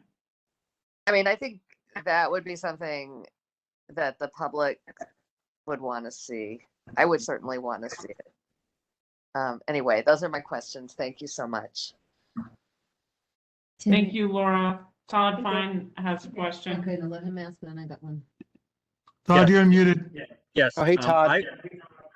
Well, I would like to add that the art component of the wall have a public engagement process. I think that's consistent with the pause, the saws example, where there was a backlash because the community felt that the art component wasn't responsive to the desires. And I would specifically like to suggest that indigenous groups, Native American groups, be involved in that consideration, given that this is a really significant disfiguration of the Native American land, and there's a desire for that, I believe. Thank you. Yeah. Can I ask a question, Tim? Justine, yeah. Remember back when we were talking about those the buildings that are 10 feet long by 10 feet high that had Control houses. Yeah, I think they were eliminated them. Are they eliminated them now? They eliminated them in the current iteration. We don't know if it's going to go anywhere else, do we? Well, can you bring us up to date on the control houses? That's pretty cool if that's the case. This is, unless I'm mistaken, Claudia, this is of a piece with the interior drainage conversations that are underway with DEP. Yeah. So Justine, it's kind of what we had just That's discussed, right. but go ahead, Claudia. Oh, No, I'm that's sorry. right. It's part of the conversation with DEP. Okay, so it's they're, because I thought that we needed them, and I just wondered what was going on with it, but you're saying maybe we don't? There may be alternate, right? There may be alternate approaches where you don't need them. So, we're looking into those as well. Given each location, like they are using them on Esker and BMCR, but DEP may choose not to use them everywhere. So those are part of the conversations we're having with them. Thank you. Wait a minute, we could have some. It's not as if they're going away. They just may be in different places or differently scaled. Could you just flesh that out a bit? What are you talking about now? The conversations about a drainage approach are ongoing with DEP. So as of right now for the South, we're having a conversation with them. Obviously, the North and West project is not in a place where we have that conversation yet. So, we have to sort of wait and see for those conversations in the North and West.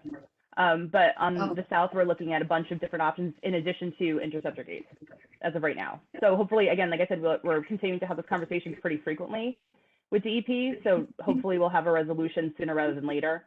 They've been very responsive and the dialogue has been very open, which has been great, just because we're able to sort of iron out and have these conversations, which are not necessarily the most interesting, but they're helpful in sort of helping the design team to find the right approach.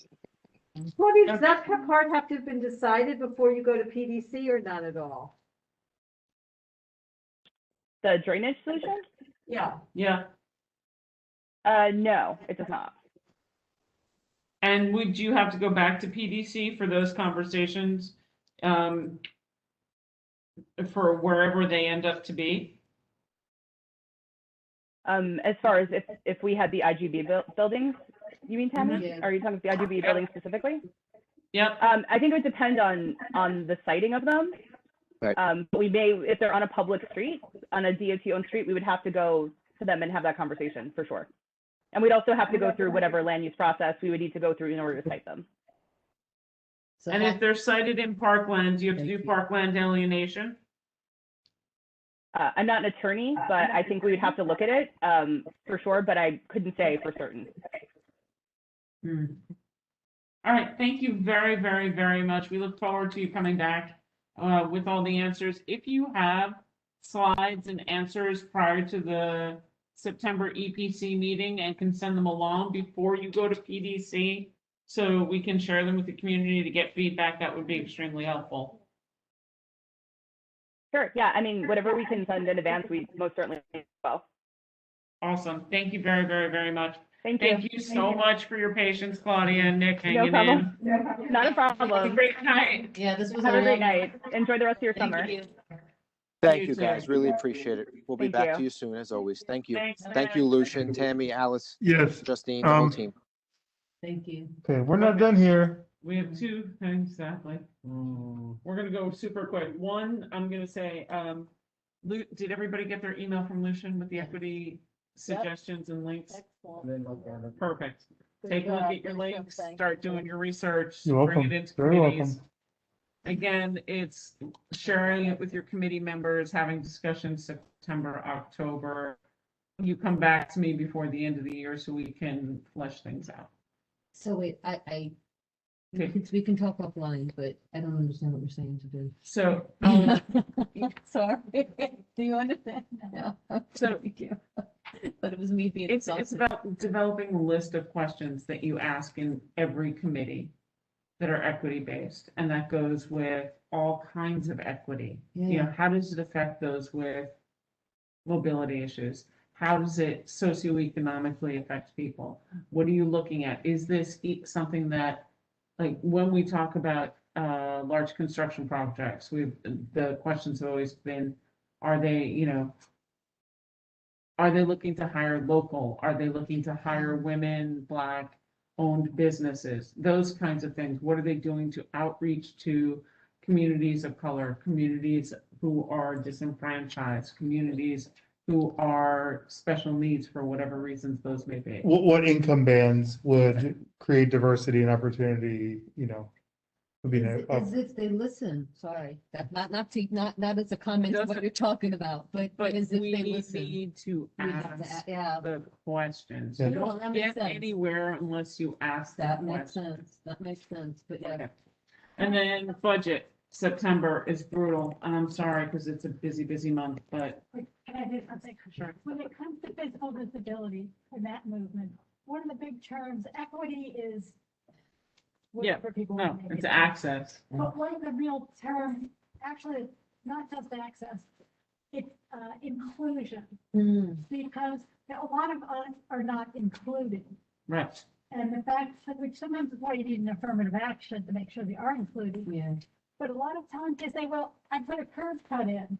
Well, great, everybody else, you know, all around, 2 blocks over there, and somebody put in a curb cut fully for me. Yeah. You know, there are no stoplights that anybody with low vision can see, so they can cross any street safely. So it's what broaden the conversation with it, not just using the word equity, but looking at the intention of what's being done. Yeah. And And the does it effect. really maximize inclusiveness? Intention Because is separate but equal isn't good. No. It's not acceptable to people. Yep. Inclusiveness is a key term that they have. to That's good.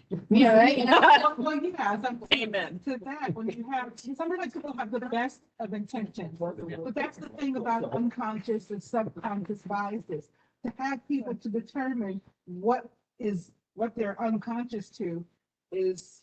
But that's, if we as a groups and we as being committees ask the questions, that's where our role is, to ask, to challenge. Yeah, the question should allow people to look inside and try to tease out what those biases, the subconscious or unconscious biases might be, by saying, well, we've confront the issue at hand and make sure that we're not making assumptions that pushes to the side those who could be harmed by not considering them, you know, and having that question on the list. If you say, if it's a ULURP project, for example, in land use, what are 10 questions that you ask every time before you vote on a resolution to make sure that those questions don't fall by the wayside? And I think that for all committees, we have these recurring themes that if we're prepared and have those questions, we can make sure that we're complete and really looking at all the different aspects of those things and making sure we're capturing those ideas of equity and inclusion. May I make a comment or suggest, that's lovely and that's great. I think it would be helpful in a meeting like maybe the executive committee to, obviously on a day like this, what's going on, but to schedule time to do it just here. And have a Everybody conversation. needs to do it topically within their committees before we bring it back here.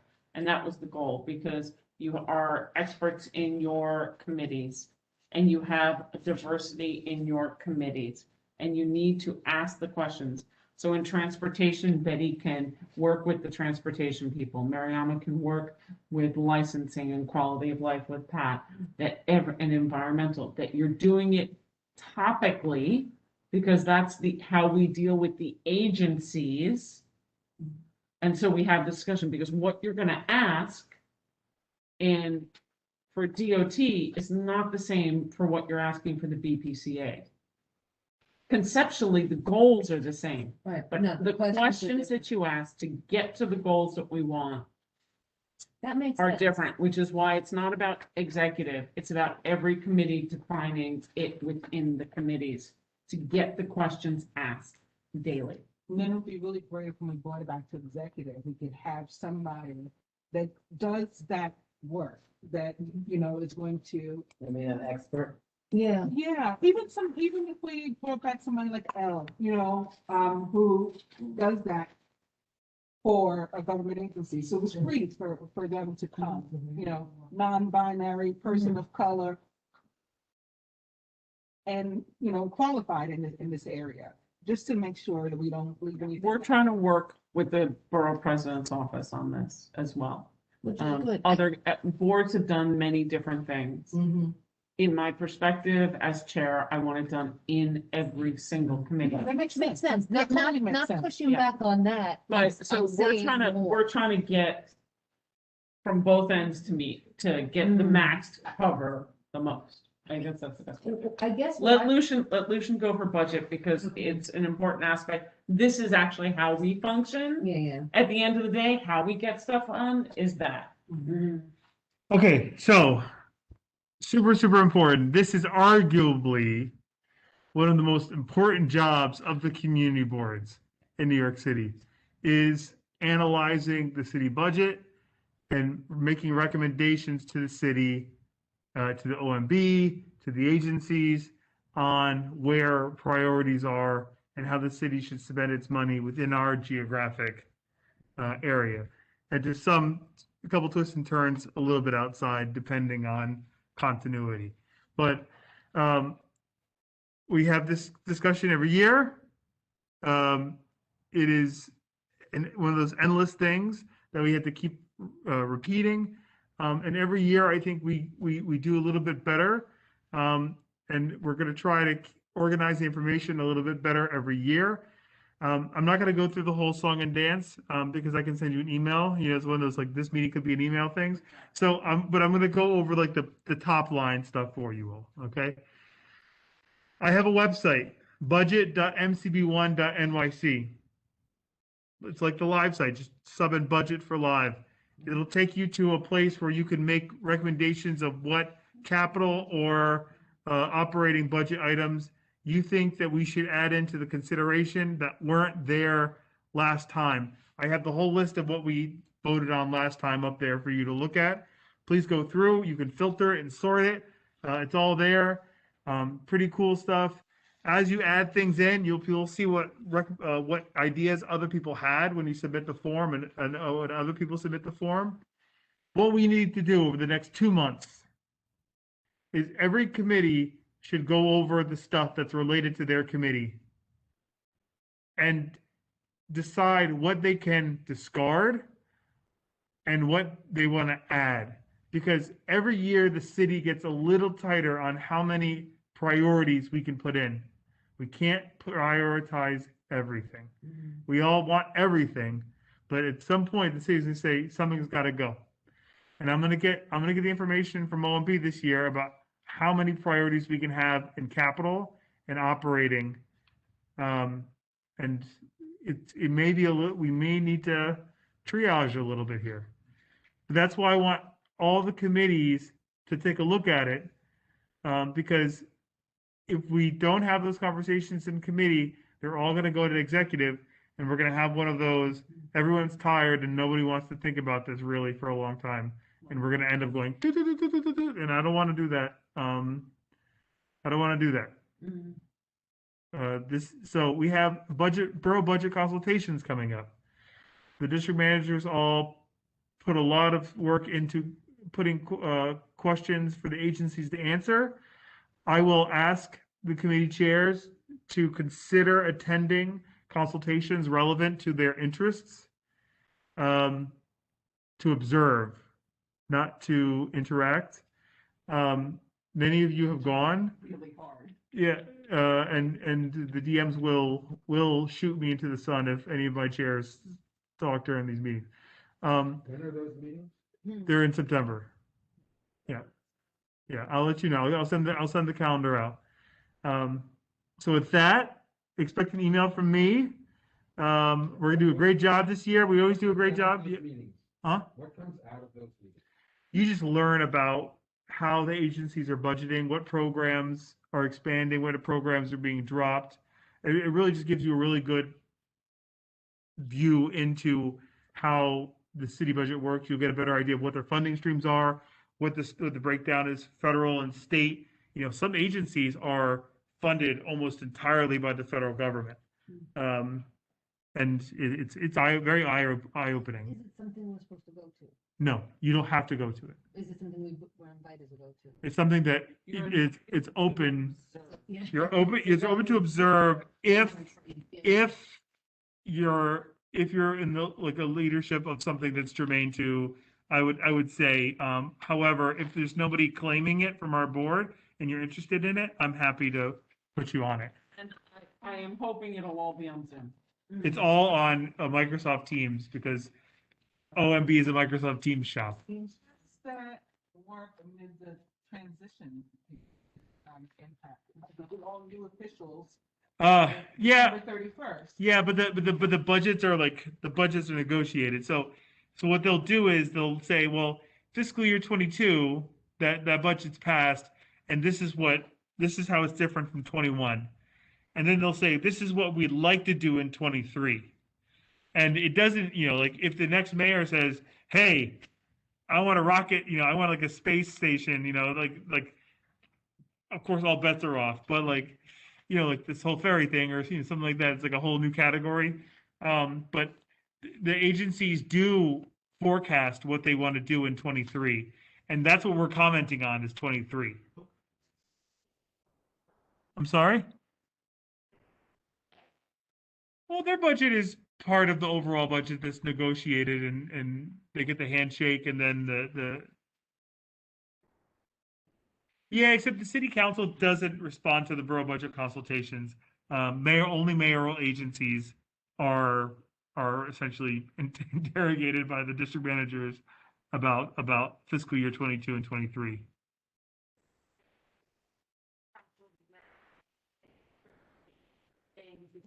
Yeah. Yeah. I never understand how Yeah. that happens versus what communities were identified as the main issue somehow. Yeah. Right. Yeah, but that's it's their discretion. Yeah. Yeah. Right. And I think that the kind of key to this is that the mayor always says, okay, my agencies, I want you to subject yourselves to this scrutiny. And he doesn't have the authority to put the council or any other elected, borough-wide or citywide elected officials through a similar scrutiny for their monies that they have under their jurisdictions.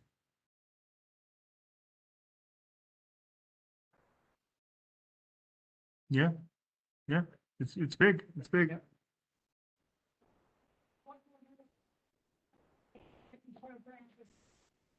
There is legislation that is passed that is streams money to different directions.